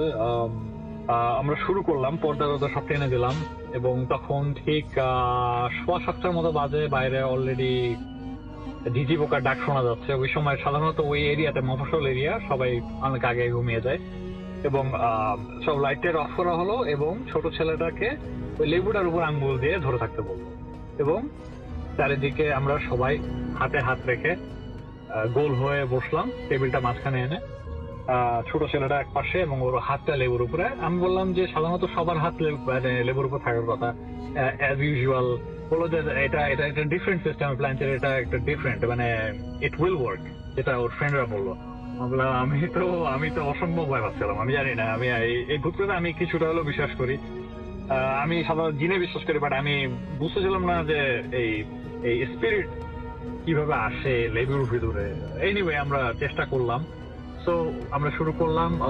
ছোট ছেলেটা লেবুর উপর হাত রাখলো এবং সবার চোখ বন্ধ করতে বললো, এবং মনে মনে ওই লোকটার নাম বারবার আওড়াতে থাকতো।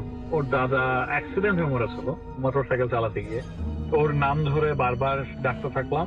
তখনও কিছু বোঝা যায়নি। তারপরে কি হলো, ফার্স্টে যেটা হলো, বাইরের যে দরজাটা, ওখানে খুব জোরে একটা ধাক্কা।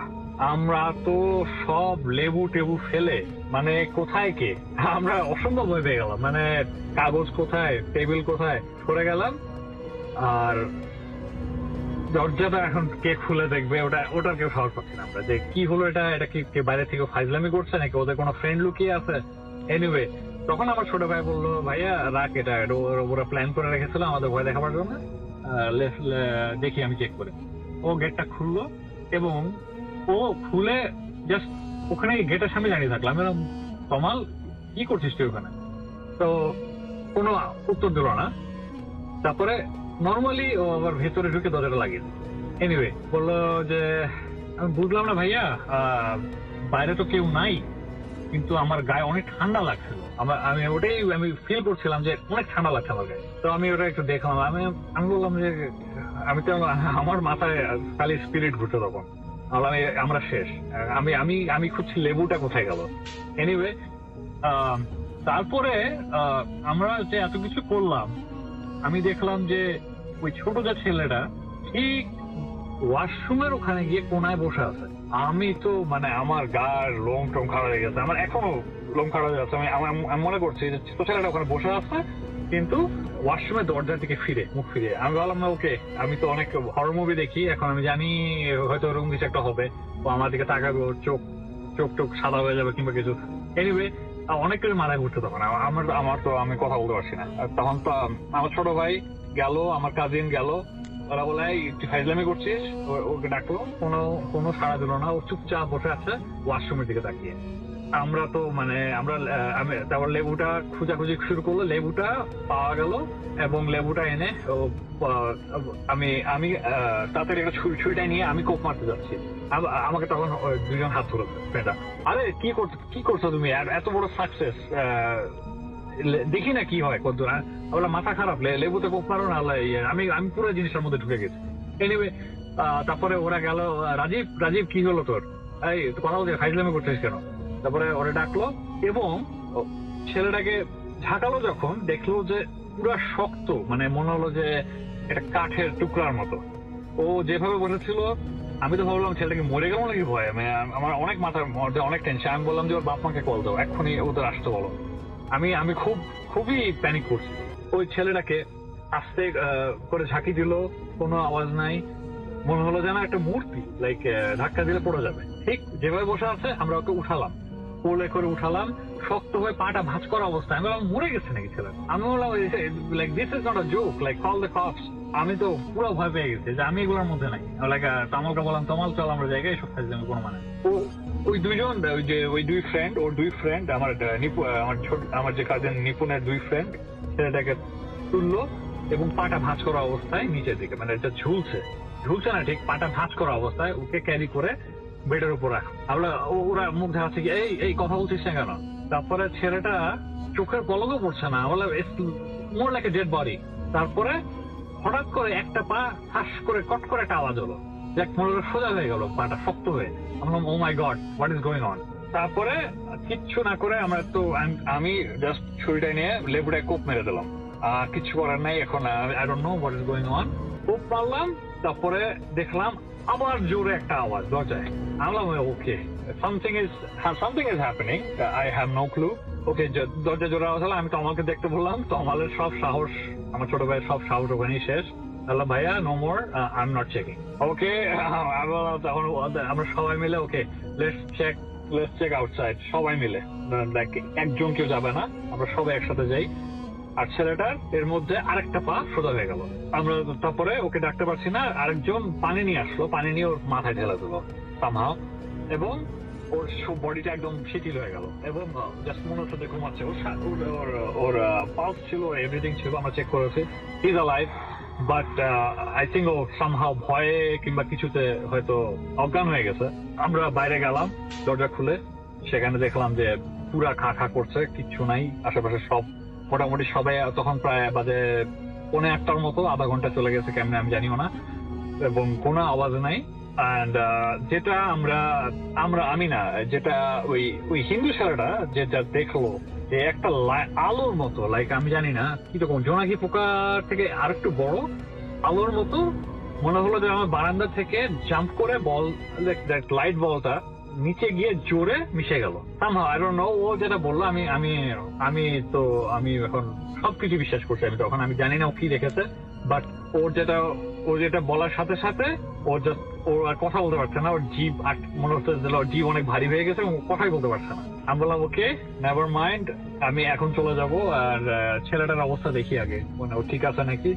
তারপরে দেখি যে ছেলেটা উঠে বসে আছে বেডের উপরে এবং হি ইজ ফাইন, ড্যাব ড্যাব করে তাকাচ্ছে। আমরা সবাই মিলে ওকে ঝাঁকালাম, এই তুই ঠিক আছিস তো, এভরিথিং। তখন বললো যে আমার অনেক ঠান্ডা লাগছে দাদা আমার অনেক ঠান্ডা লাগছে। আমি বললাম ওকে তাড়াতাড়ি আমরা এলাম, দেখলাম যে ওর গায়ে অনেক জ্বর। সাথে সাথে একজন ফ্রেন্ডকে বললাম তুই ওকে নিচে দিয়ে আয়।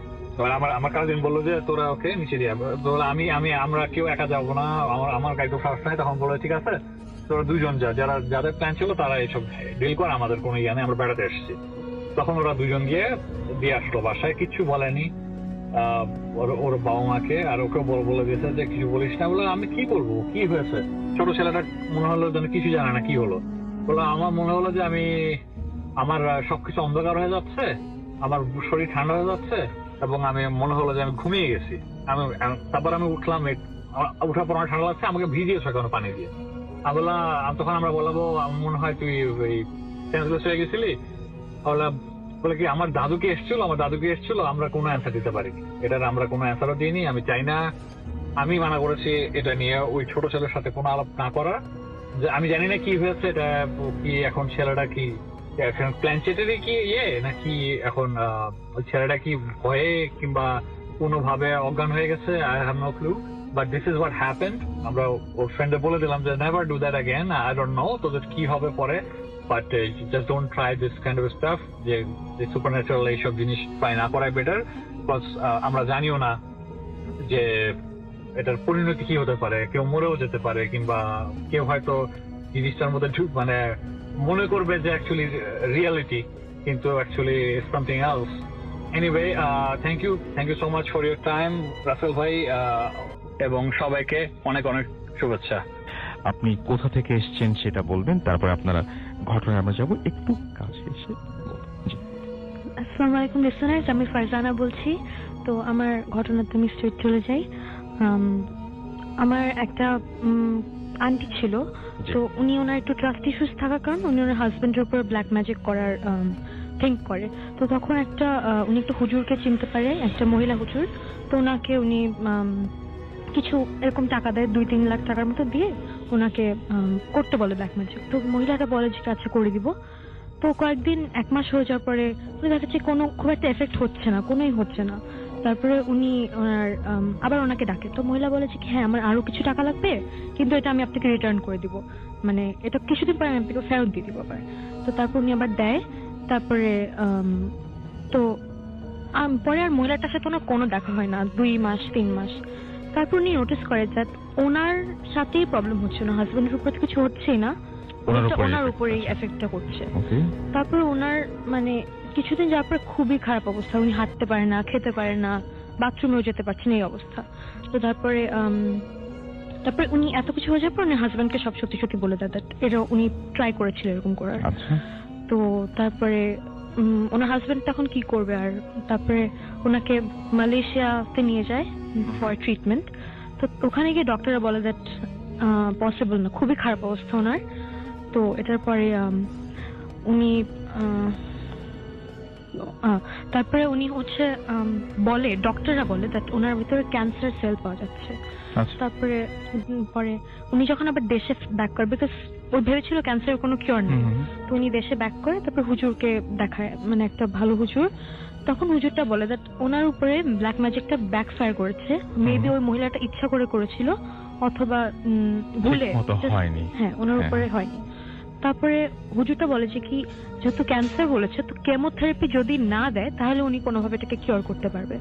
তারপরে ওনারা খুব একটা বিলিভ করে না, খুব রিস্কি, মানে ট্রিটমেন্ট বন্ধ করতে বলছে অলমোস্ট। সো তারপরে যখন বলে, তারপর তাও উনি বলে আচ্ছা ঠিক আছে, যেহেতু আর কিছু হচ্ছেই না, এমনিই চলে যাবে, তাহলে আরো কয়েকটা দিন ওয়েট করে দেখি। তো তারপরে উনি আবার যায়, তখন ডক্টররা বলে যে একটু ডেভেলপমেন্ট পাচ্ছে। তো এরপরে এবং কেমোথেরাপি ছাড়া এটা, জি এটা কেমোথেরাপি ছাড়া। তারপরে আর কি আন্টি মানে আঙ্কেল বলেছিল দ্যাট দেখতো যে কি সিলিং থেকে পানি পড়ে পড়ে, লাইক ক্লিন ওয়াটার যেটা, ওরকম পানি পড়ে পড়ে হাতটা পুড়ে যাচ্ছে, কালো হয়ে যাচ্ছে। এটা খুব ইন্টারেস্টিং জায়গা, জাস্ট মানে এরকম ড্রাই, ওটার থেকে পড়ে পড়ে হাতটা কালো হয়ে যাচ্ছে। তো তারপরে এরকম হতো আর কি রেগুলার এরকম বলতো। তো আন্টি এরকম বলতো দ্যাট আমি দাঁড়ায় থাকলে কোমরে লাথি মেরে জিনরা ফেলে দিচ্ছে, কিন্তু এটা কেউ বিলিভ করতো না। তারপরে উনি শুয়ে টুয়ে থাকতো, পরে বলতো দ্যাট আমার আল্লাহ আমার হাত ভেঙে যাচ্ছে, বুকের মধ্যে পেরেক ঢুকিয়ে দিচ্ছে, বিষের মধ্যে মিলায়, ফিল করতে পারছেন। উনি বলতো আর কি আমি দেখতেছি, তোমরা কেউ জানো না, আমি দেখতে পারি। তো যখন বলতো তখন এইগুলো শুধু ফিলই করতেন না, সামনেও কাউকে দেখতে পেতেন ওই সময়? উনি আর কি বলতো যে আমি দেখতে পাই, তোমরা জানো না, আমি সব দেখতে পাই, আমি সব জানি, এরকম বলতেছে। কিন্তু আমরা তো কিন্তু এইটা দেখেছি, কিন্তু অন্য তো কিছু আর দেখিনি, তো আর কেউ বিলিভ করতো না। কিন্তু অনেকদিন হয়ে যাওয়ার পরে আর কি ওই যে হুজুরটা যখন চেষ্টা চালায় যায়, তারপরে কিছুদিন পরে উনি বলে আমি পারবো না, আমার ওস্তাদের কাছে নিয়ে যেতে হবে।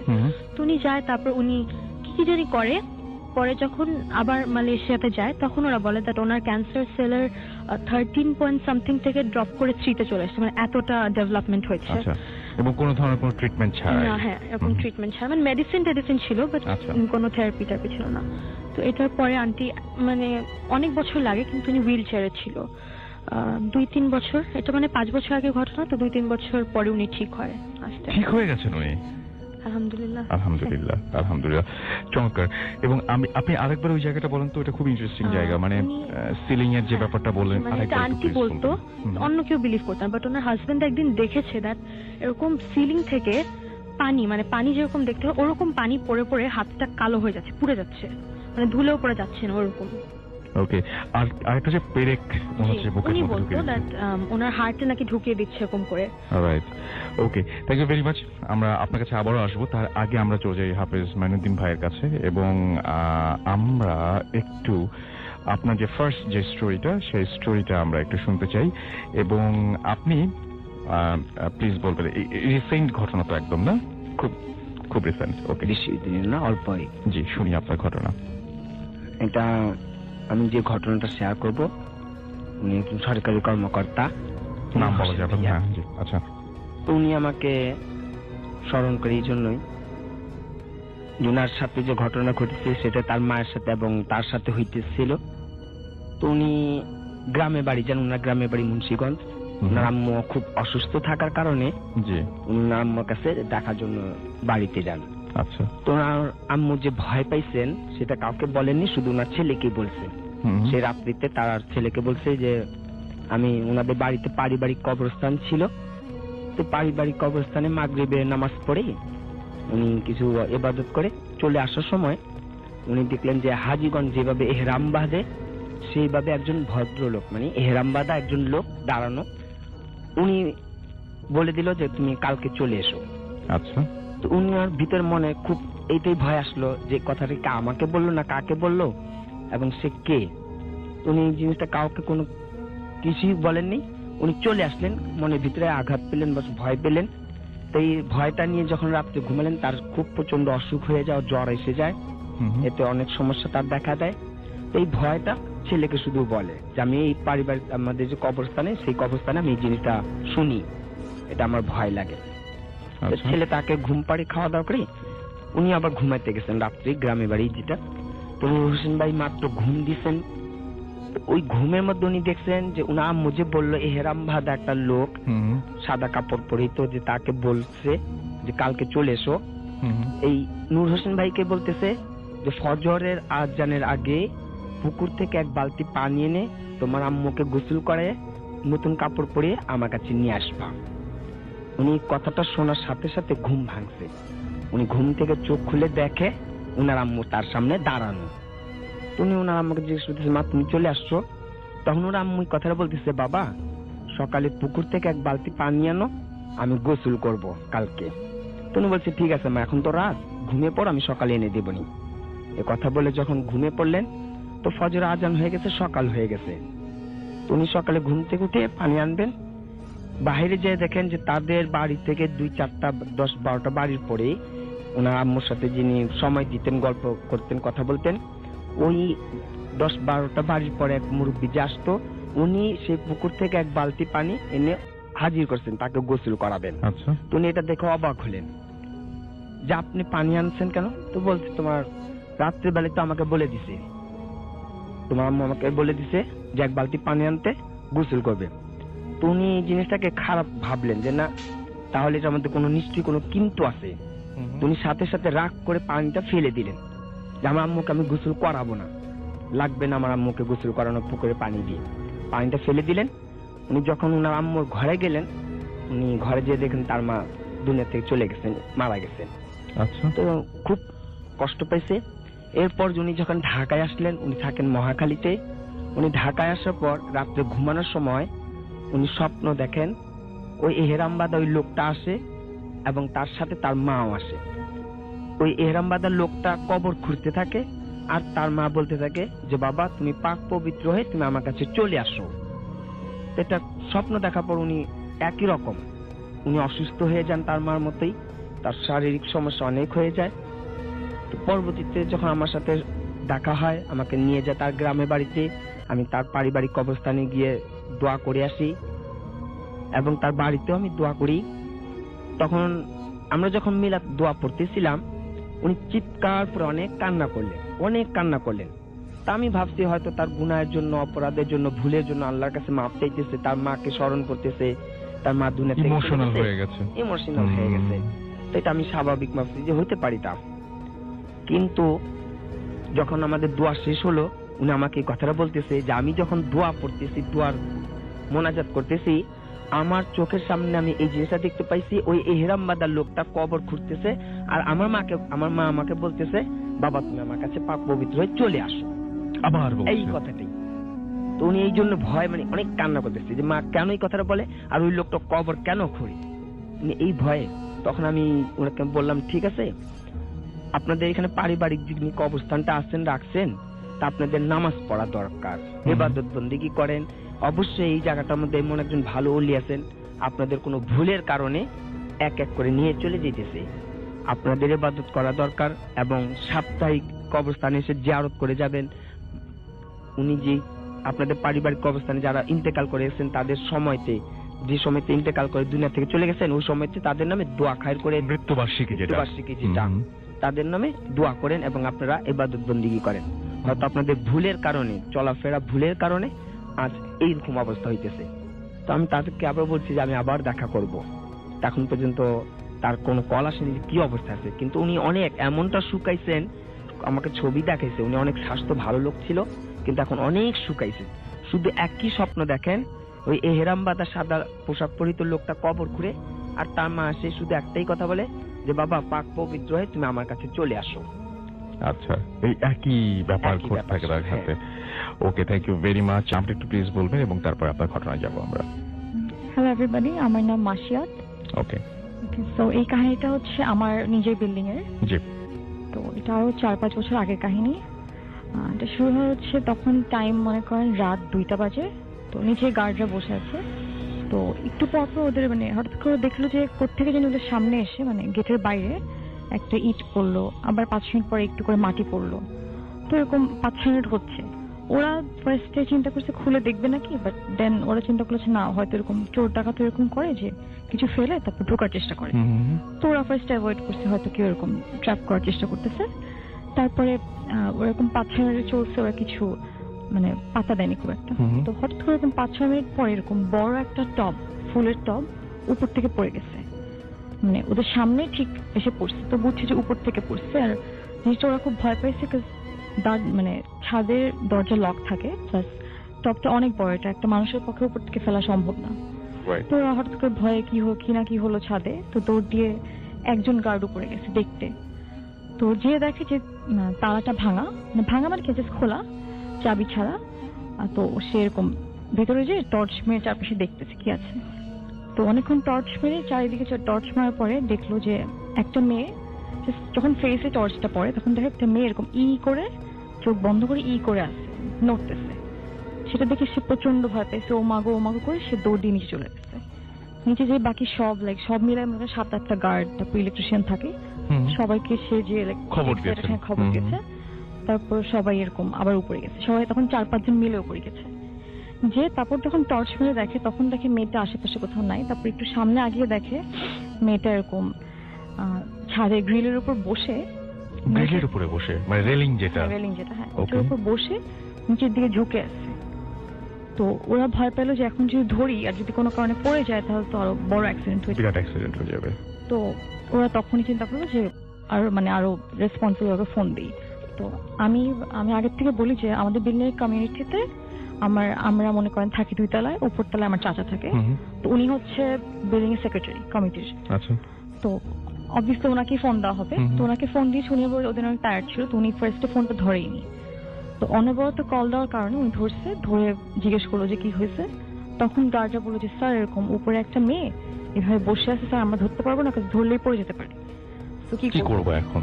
তখন আমার চাচা বলছে যে এইসব আমি জানি না, তুমি অন্য বাসায় খবর দিতে হোক, আমি খুব টায়ার্ড, আমি আসতে পারবো না। তো তখন ওরা আবার ফোন রেখে কি করবে চিন্তা করে দড়ি খুঁজতেছে যে বেঁধে সামহাও না হবে। তো আমার চাচা আবার ফোন টোন রেখে উনি দিকে ঘুমিয়ে গেছে। তো অনেকক্ষণ পরে ওনার হঠাৎ করে আমার চাচা হঠাৎ করে এরকম ঘুমটা ভাঙছে, ভেঙে পানি খাওয়ার জন্য উনি উঠে বেডরুম থেকে বের হয়ে ডাইনিং টেবিলে গেছে। তো আগে থেকে জানিয়ে রাখি আমার ওই কাজের মেয়েটা আবার ওদের রান্নাঘরে শুতো, তো শোয়ার সময় সে দরজা লক করে রাখতো, মানে দরজাটা আটকায় রাখতো আর কি। বুঝতে তো পেরেছি। চাচা যখন ডাইনিং রুমের লাইটটা জ্বালায় ও পানি খেতে যায়, তখন দেখে যে কিচেনের দরজাটা একটু খোলা, এটা নর্মালি থাকার কথা না। তো উনি একটু জানার জন্য কি অবস্থা, উনি একটু উঁকি দিয়ে দেখে যে কাজের মেয়েটা বিছানায় নাই। তো ওনার তখন মাথায় ক্লিক করেছে যে ওই যে ওখানে একটা বললো উপরে একটা মেয়ে আছে, উনি দৌড় দিয়ে চাচিকে উঠালো, উঠে বললো যে দেখো তো মেয়েটা কোথায়, মেয়েটা কিচেনে নাই। তো চাচি গেল, যে চাচি দেখলো ওখানে নাই, বারান্দায় নাই, ওয়াশরুমে নাই। তখন চাচি এসে আমার তাড়াতাড়ি চাচাকে বললো যে ও তো বাসায় কোথাও নাই। তো পুরো বাসায় লাইট জ্বালালো, লাইট জ্বালিয়ে দেখে যে মেইন ডোরটা একটু খোলা, মানে কারণ অল্প একটু এক হাতের মতো, মানে বোঝা যাচ্ছে কেউ খুলে গেছে বা এরকম টাইপের কিছু একটা। আরেকটা উইয়ার্ড জিনিস, মেয়েটা কিন্তু ওয়াজ ভেরি স্মল আর অনেক শর্ট ছিল, মানে তার উপরে সিটকিনিটা ধরার মানে ওটা হাতে পাওয়ার কথা না, এই জন্য জিনিসটা আরো বেশি খুব অবাক। তো তখন চাচু বুঝলো যে কিছুটা হলো। তখন আবার আমার বাবা আবার ওই দিন কোনো একটা কারণে মানে একজনকে ড্রপ অফ করতে এয়ারপোর্ট গিয়েছিল। আচ্ছা। তো অবশ্যই আব্বু আগে আমার বাবাকে ফোন দিয়েছে যে দেখো এরকম অবস্থা, আমার মেয়ে মনে হয় উপরে কাজের মেয়েটা, আমি কি করতে পারি। তখন আমার আবু বলছে যে দেখ এটা এখন তো মানে কাজের মেয়ে কিছু হলে কিন্তু আজকাল আমাদের দেশে এটা বিগ ডিল, অনেক প্রবলেম হবে। তো তুমি একটা কাজ করো, তুমি নিজেরা কিছু করো না, আগে পুলিশ খবর দাও, পুলিশ আসুক, যেন কিছু হইলেও পুলিশের সামনে হোক, যেন আমরা না ফাঁসি। তো চাচু এরকম সবকিছু মানে সব বাদ দিয়ে উনি আগে পুলিশকে খবর দিল।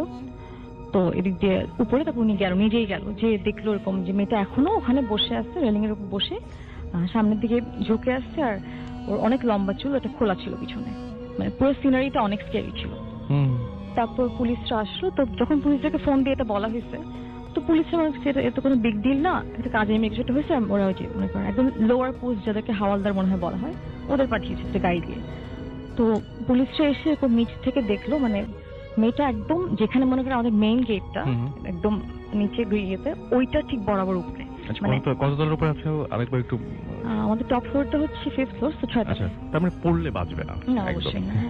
তো হাওয়ালদার গুলো আসলো, এসে উপরে দেখলো যে দেখে যে এই অবস্থা। তখন ওরা নিজেরাই ভয় যে এখানে আমরা কি করতে পারি। তখন ওরা ওই হাওয়ালদার গুলো মানে ওদের আরো উপরে যে পোস্ট, যেটাই আমি ঠিক নাম জানি না, মানে আরো বড় পোস্টের পুলিশকে ফোন দিল, ফোন দিয়ে বললো স্যার এটা কই পাঠাচ্ছেন, তো ভূত পেতনির অবস্থা, আমরা এখানে কি করবো। তো ওনার ওই স্যারটা বললো যে মানে পুলিশটা বললো যে কি বলো এটা কিভাবে সম্ভব, এখনকার দিনে কি ভূত টুত থাকে নাকি, দাঁড়াও আমি আসতেছি। তো উনি নিজে আসলো, এসে উনি দেখলো এটা কি অবস্থা, আসলে এখানে কি নাকি ধরলেও পড়ে যেতে পারে। তো দেওয়ার প্ল্যানিং যে ট্রেন কিছু নিয়ে আসি, কারণ ধরার সাহস কারো নাই। তারপর ট্রেন খবর, কিচ্ছু করছে না, জাস্ট চুপচাপ বসে আছে, কিচ্ছু না, আর তাকিয়ে আছে না, চোখ বন্ধ। তো মানে ফেসটা তো সামনের দিকে ছিল, তো ওটা দেখা যাচ্ছে না, রাতে অন্ধকার। ও মাই গড।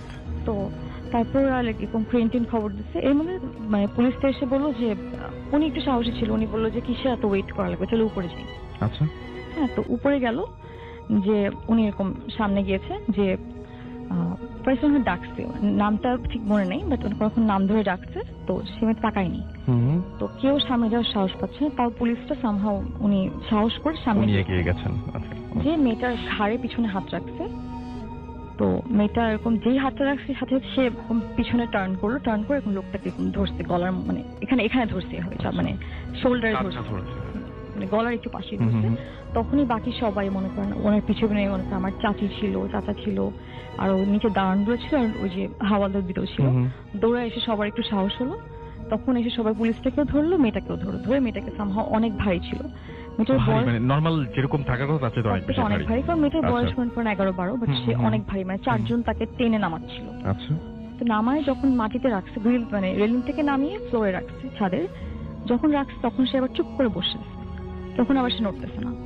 তো আমার মাও ছিল উপরে, তাড়াতাড়ি করে মানে সবাই কি করবে, তারপর ছাদে কোন জায়গায় একটা পানির কল আছে, পানির কলটা খুলে একটু মাথায় পানি দিল।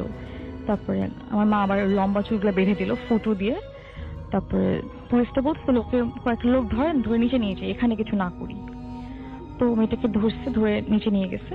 তো লিফটে সে সারাক্ষণ চুপ করেছিল, বাট যখন লিফটে উঠাচ্ছে তখন সে কত রকম মানে হাত মোড়ামুড়ি করছে, কয়েকটা গালি মারছে যে আমাকে ছাড়ো, নর্মাল ভয়েস, ওখানে আবার মানে কোনো অন্য ভয়েস ছিল।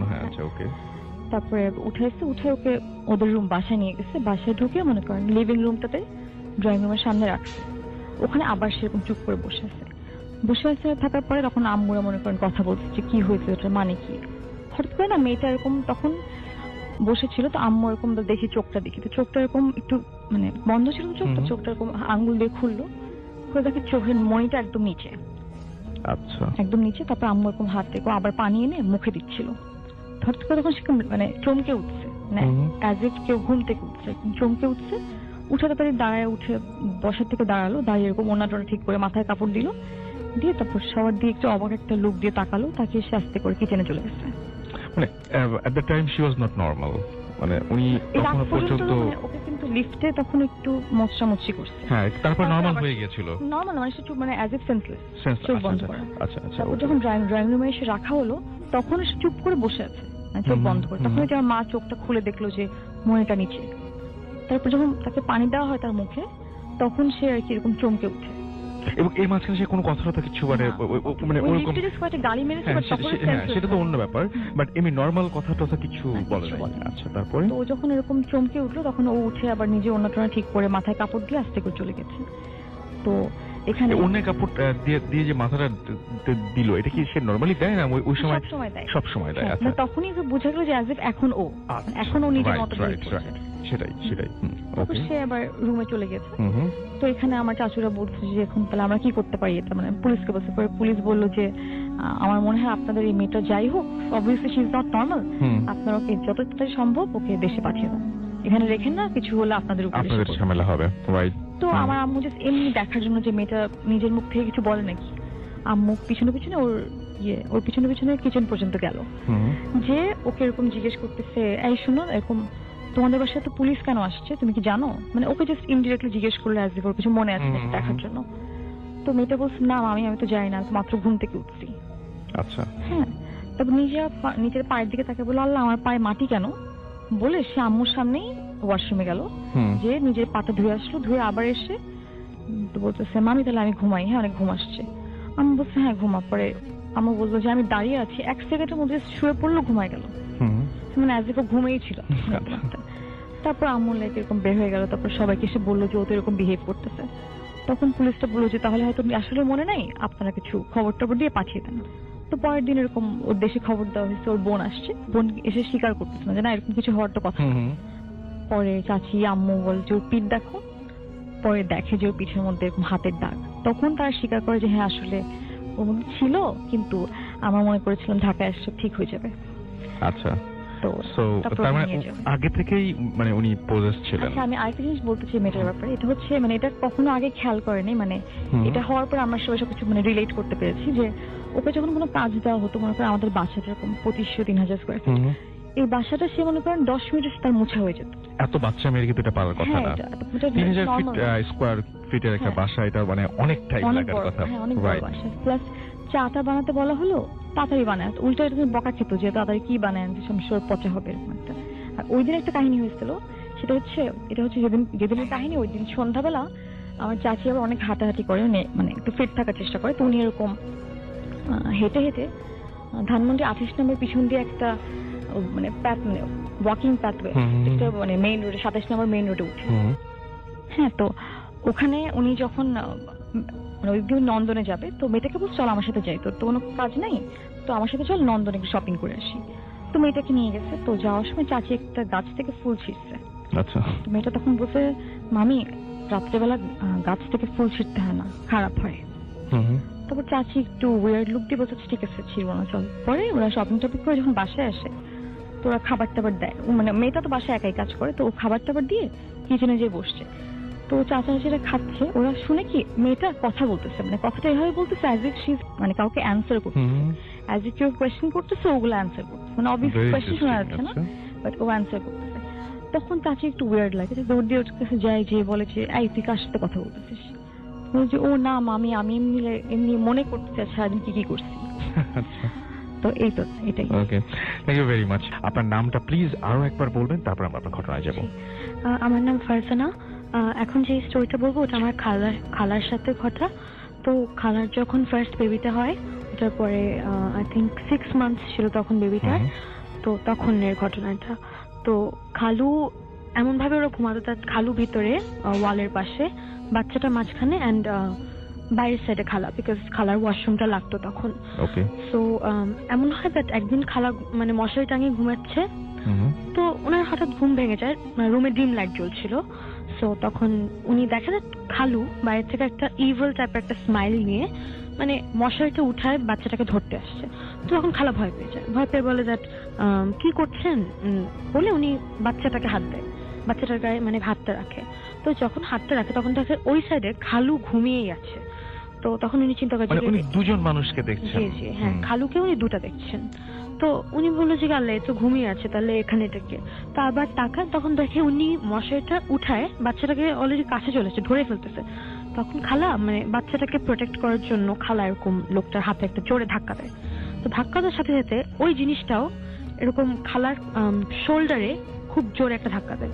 তো ধাক্কা দেওয়ার পর খালা পড়ে যায়। এন্ড ওটার পরে উনি আর জিনিসটাকে দেখে না, মানে ওই খালুর মতো দেখতে জিনিসটাকে আর দেখে না। সো আফটার দ্যাট উনি আর কি মানে ঘুমায় পড়ে, বিকজ আর পরের দিনে আমাদের বাসায় আসে। তারপর উনি এটা বলছিল আমাদেরকে এবং বলে দ্যাট এটা আমি যদি মনেও করি দ্যাট একটা ড্রিম ছিল, বাট আমার তো এখনো ব্যথাটা ফিল হয়, রাইট আমার রাইট, পেইনটা এখনো ফিল হয় যে আমার কেউ জোরে একটা সেটা আমি ধাক্কা কিভাবে মানে জি, ইয়ে করব। হ্যাঁ সেটাই সেটাই, এবং সেই পেইনটা তিনি ফিল জি, করছিলেন। হ্যাঁ পেইনটা ওনার ছিল। ওকে, এটা এটা এটা যখন ঘটেছিল তখন রাত কটা বাজে বা এরকম কোনো 3টা, 2:30, 3টা মতো। এই টাইপের। 2:30-3টার মতন, এবং ওই সময় উনি দেখলেন। এবং তারপরে কি বাচ্চাটার কোনো ক্ষতি বা এরকম কোনো কিছু হয়েছিল বা হ্যাঁ, বাচ্চাটার ক্ষতি হয়নি, কিন্তু বাচ্চাটার সাথে আমি আর আমার বোন একবার একটা জিনিস এক্সপিরিয়েন্স করেছিলাম। তখন ও মাত্র কথা বলা শিখেছিল, আমার ভাইয়া। তো তখন ও এত ছোট, আমার সেদিন আব্বু বাসায় ছিল না, খালা ছিল বাসায় শুধু। তো আমি আর ও বসে আছি। তো বাচ্চাটা আমার আর ওর মানে আব্বু আম্মুর আর ওর রুমটা এরকম দ্যাট এরকম মানে আমার রুমটা পাশেই আব্বুর রুমটা। তো এরকম আমরা যদি রুমের মাঝখানে দাঁড়াই, তো এই রুম থেকে এই রুমের দরজাটা দেখা যায়। তো আমি আরো বসে আছি, হ্যাঁ, আর আমার বোনের রুমটা অন্ধকার। তো আমরা এরকম, ও খাচ্ছে আমি বসে আছি, তো এভাবে আমরা কথা বলতেছি। হঠাৎ বাচ্চাটা আসছে এখানে, মানে অন্ধকার রুমটা আর এই রুমটার মাঝখানে। তো দাঁড়ায় দাঁড়ায় আমরা বলছি আসো আসো বাবু আসো। তো উনি হঠাৎ অন্ধকার রুমটার দিকে তাকায় বলে কি যে কি এই আসো না কেন, আসো কাছে আসো, এই দুষ্টু, এরকম বলতেছে। তো আমরা দুজন ভয় পেয়ে যাই, বিকজ বাচ্চাটা এত ছোট, যোগ করার বয়স না, মানে মাত্র কথা বলা শিখছে এই টাইপের। নট দ্যাট ও এরকম ইনভিজিবল কাউকে নিয়ে খেলবে, মানে ওই বুদ্ধিটা ওর হওয়ার কথা। একদমই ছোট বয়স কিরকম তখন? 1 বছর, মানে 1.5 বছরের মতো। ছেলে তো মাত্র কথা বলতে। আচ্ছা ওকে। সো ওইরকম ভাবে স্পষ্ট ভাবে বা এরকম মানে পুরো সেন্টেন্স বা এরকম মিনিংফুল কোনো কিছু বলার কথা কিন্তু নাই বয়সে। ও বলছিল দ্যাট আসো এখানে আসো, এই দুষ্টু। তারপর আমি আরো ভয় পেয়ে বলছি এই কার সাথে কথা বলো। তারপরে ও বলতেছে যে কি আসে না, ও দুষ্টু, এটা বললো থেমে আর কিচ্ছু বলে নাই। সেটার পর আমি আরো ভয় পেয়ে তাড়াতাড়ি করে ওকে খাবার প্লেটটা নিয়ে ও আর বাচ্চাটাকে করলে না, আমরা দৌড় দিচ্ছি খালা কাছে, খালা এরকম। তো খালা আবার ফোনে কথা বলছে, উনি খুব একটা বেল দেয়নি ব্যাপারটাকে। তো এটার পরে আমি আর ও আর কি আমরা দুজন অনেক ভয় পাই, বিকজ আমাদের দুজনের তো এটা কখনো হয়নি। তো এটাই ছিল। আর এটার পরেও ওর একটা ছোট বোন হয়েছে, এবং খালু বলে যে ওদের দুজনের মধ্যে একটু প্রবলেম আছে এখনো। অনেকেই বিশ্বাস করে না, কিন্তু ওরা একটু মানে এগুলো বিশ্বাস করে দেখে ওরা এরকম একবার হুজুরের কাছে নিয়ে গেছে, যারা এগুলো মনে করেন হেল্প করতে পারবে। ওদেরকে বলেছে যে আমার বাচ্চাদের অনেক সমস্যা হয়, প্লাস খুবই শুকনা, হ্যাঁ, আর প্রায় অসুস্থ হয়ে যায়, কিছু হলে ওদের সমস্যা হয়, তো কি করতে পারি, তো মানে কোনো সমস্যা আছে নাকি দেখাতে। আর হুজুরটা বলেছে যে আসলে ওদের সাথে কিছু আছে। হুজুরটা বলেছে ওদেরকে হালকা অনেক তাবিজ দাও, মানে ক্ষতি করে না, কিন্তু মানে অ্যাবনর্মাল জিনিসপত্র হতে থাকে। ওকে, থ্যাংক ইউ ভেরি মাচ। প্রিয় লিসেনার, আশা করি প্রত্যেকটা ঘটনা আপনাদের মাঝে ভালো লেগেছে। প্রতিনিয়ত এই ধরনের বাছাই করা ভয়ানক ঘটনা শুনতে চ্যানেলটি অবশ্যই সাবস্ক্রাইব করে নেবেন, আপনারা যাতে খুব সহজে এই ধরনের ঘটনাগুলো শুনতে পারেন ধারাবাহিকভাবে। এই কারণেই বিভিন্ন জায়গা থেকে আমি ঘটনাগুলো খুঁজে বের করে তারপর প্রতিনিয়ত রাত 10টা বাজে পাবলিশ করে থাকি। তাই বলবো, এখনো যারা এই চ্যানেলটি সাবস্ক্রাইব করেননি অবশ্যই চ্যানেলটি সাবস্ক্রাইব করে নেবেন। আপনারা চাইলে এই চ্যানেলে ঘুরে আসতে পারেন, এই চ্যানেলে অসংখ্য এপিসোড পাবলিশ করা আছে যা শুধুমাত্র বাছাই করা ভয়ানক ঘটনা। তো আজকের জন্য এখানে বিদায় নেব, আবারও আগামীকাল নতুন কিছু বাছাই করা ভয়ানক ঘটনা নিয়ে আপনাদের মাঝে চলে আসবো। সকলেই ভালো থাকবেন, সুস্থ থাকবেন, আল্লাহ হাফেজ।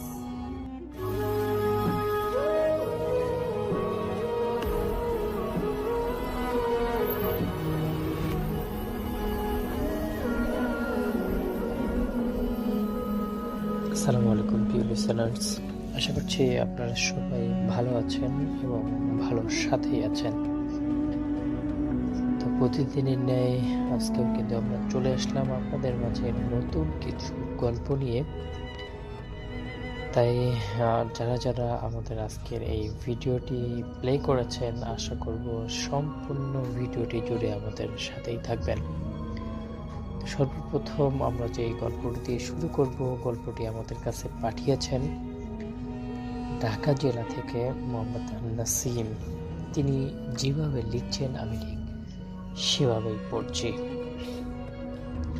তিনি লিখছেন, রাত 2:45 বাড়ির সব ঘড়ি তখন একই সময় দেখাচ্ছিল, 2:45। কিন্তু আশ্চর্য ব্যাপার হলো সেই সময়টা কখনোই বদলায় না। নাফিস একা থাকে ঢাকার একটি পুরনো ভাড়ার বাসায়। এক রাতে সে টের পেল তার দেওয়ালের ঘড়িটা থেমে গেছে 2:45। তখন সে কিছুটা অবাক হলো যে আসলে 2:45 ঘড়িটা আর চলতেছে না। সে ভাবলো যে ঘড়িটা হয়তো ব্যাটারি কাজ করতেছে না, এবং পরবর্তী সময়ে সে ব্যাটারি পাল্টে ফেললো, কিন্তু তাতেও কোনো কাজ হলো না। কিন্তু পরবর্তী সে অফিসে যাওয়ার সময় দেখলো মোবাইল, ল্যাপটপ, এমনকি বাসের ডিজিটাল ঘড়িটা সবই 2:45 দেখাচ্ছে। প্রথমে ভাবলো এটা হয়তো কোনো গ্লিচ, কিন্তু হঠাৎই পাশের সিটে বসা এক বুড়ো মানুষ তাকে বলল, তুমি সময়ের বাইরে চলে গেছো, এখন আর ফিরতে পারবে না। নাফিস চোখকে তাকালো। বুড়ো লোকটা নেই, তার জায়গায় শুধু একটা পুরনো ঘড়ির কাঁটা পড়ে আছে, যেখানে মিনিটের কাঁটাটা বরাবর 2:05 মাঝখানে আটকে ঘুরছে। সেই রাতে নাফিস ঘুমাতে পারল না। ভোরের দিকে টেবিলের উপরের ঘড়ির কাঁটার কাছের ভিতর কেউ নড়ছে বলে মনে হলো। সে কাছে গিয়ে তাকালো আর দেখলো যে ঘড়ির ভিতর একটা ক্ষুদ্র আকারের মানুষ একেবারে তার মতো দেখাচ্ছে, দরজা ঠেলে বের হতে চাইছে। সে ভয় পেয়ে ঘড়িটা ছুঁড়ে ফেললো, কিন্তু ঘড়িটা একদমই ভাঙলো না। ভিতরে ছোট মানুষটা ঘড়ির ভিতরে তাকিয়ে ধীরে ধীরে ঠোঁট লাড়ল। সে বুঝতে পারলো লোকটি তাকে কিছু একটা বলছে, এবং সে বলল, তুমি এখন আমার জায়গায়। হঠাৎ চারিদিকে অন্ধকার হয়ে গেল। চোখ খুলে দেখে নাফিস নিজেই সেই ঘড়ির ভিতর আটকে গেছে, আর তার শরীরটা ঘরের বাইরে দাঁড়িয়ে আছে, হাসছে। সেই দিন থেকেই যারাই ওই বাসায় থাকে তারা মাঝে মধ্যে ঘড়ির কাজ দেখতে পায়, আবার কেউ অদ্ভুত রকমের শব্দ শুনতে পায়, আবার মাঝে মধ্যে মিনিটের কাঁটার সঙ্গে মাথা ঘুরিয়ে তাকিয়ে আছে। এমন মনে হয়, আবার মাঝে মাঝে মনে হয় ঘড়িটা যেন ঠিক থেমে আছে আগের জায়গায়। এই অবস্থায় শহর থেকে একজন মানুষ আছে গ্রামে। সে যখন এই ফুল বিষয়টা জানতে পারে, সে প্রথম থেকে অনেক বেশি ঘাবড়ে যায়, এবং পরবর্তী সময়ে সবাইকে বলে যে আমি তো আসলে নিজ চোখে না দেখলে বিশ্বাস করতে পারছি না, তাই যত সম্ভব আমাকে ওই জিনিসটা দেখানোর ব্যবস্থা করুন। তারপর সেই বুড়ো সেখানে অবস্থান নিল প্রথম দিন, দ্বিতীয় দিন এবং তৃতীয় দিন। তারপরেও কোনো কিছুই আসলো না। তারপর বুড়া সিদ্ধান্ত নিল যে আসলে এখানে একটা সমস্যা ছিল, কিন্তু এখন হয়তো সেই সমস্যাটি নেই, আপনারা সুখে শান্তিতে বসবাস করতে পারেন। কিন্তু এরকম হয় যে আবারও পরের দিন রাতে ঠিক গাড়ির কাঁটাটি থেমে যায় 2:45। এবং অবশেষে আসলে তারা এবং তাদের সন্তানকে নিয়ে হসপিটালে যায়, কিন্তু হসপিটালে কোনো রকমের রোগ খুঁজে পায় না। পরবর্তী সময়ে তারা একজন কবিরাজের কাছে যায় এবং তাদের স্বপ্নের যে কথাগুলো আছে সেই কথাগুলো বলার চেষ্টা করে। তো এই কথাগুলো শুনে সেই কবিরাজ আসলে হতবাক হয়ে যায় যে একটা মানুষ কিভাবে এইভাবে বেঁচে থাকে। আসলে এই বিষয়গুলো নিয়ে পরবর্তী সময়ে আরো বেশি আলোচনা হবে এমন কথাটি বলে থাকে এবং তাকে বলে যে আসলে তুমি কি খাবা, কিন্তু সেই ছোট ছেলেটি উত্তর দেয় যে আমি কিছু খাবো না, আমি ঠিক আছি। তারপর তাকে জিজ্ঞাসা করা হয় কে বা কারা তোমাকে এখানে রেখে গেল। তখন সেই ছেলেটি কোনো উত্তর দিতে পারল না, কারণ সে জানেই না যে সেখানে কি হচ্ছে। এবং দেখা যায় যে পরবর্তী সময় সেই ছেলেটা মানে এমন একটা ভাব দেখা যায় সে বিদেশে এক দল ছিল, কিন্তু দেশে এসে সে তার বাবার দল সামাল করবে, কিন্তু পুরো দলের মানে দায়িত্ব তার উপর আসবে সেটা কিন্তু সে কখনো বুঝতে পায়নি। আচ্ছা, ওইদিকে যাই। তো যখন সে চলে গেল ঢাকায়, পরবর্তী সময়ে তারা এই বাড়িতে দেখতে পেল যে এমন কোনো কিছুই নেই, এটা শুধুমাত্র একটা বানোয়াট বা অন্য কোনো কাহিনী। কিন্তু যখনই আবারও সেই বৃহস্পতিবার মাগরিবের নামাজের সময় দাঁড়ানো হয়, তখন আবারও সেই অপেরাটি ডেকে ওঠে। তো দর্শক, আমাদের গল্পটি ছিল এতটুকুই। আশা করছি গল্পটি আপনাদের কাছে ভালো লেগেছে। যদি গল্পটি এতটুকু ভালো লেগে থাকে তাহলে কিন্তু অবশ্যই আমাদের চ্যানেলটিকে সাবস্ক্রাইব করবেন, পাশে আসা বেল আইকনটি অন করে রাখবেন। ভালো থাকবেন, সুস্থ থাকবেন, আল্লাহ হাফেজ।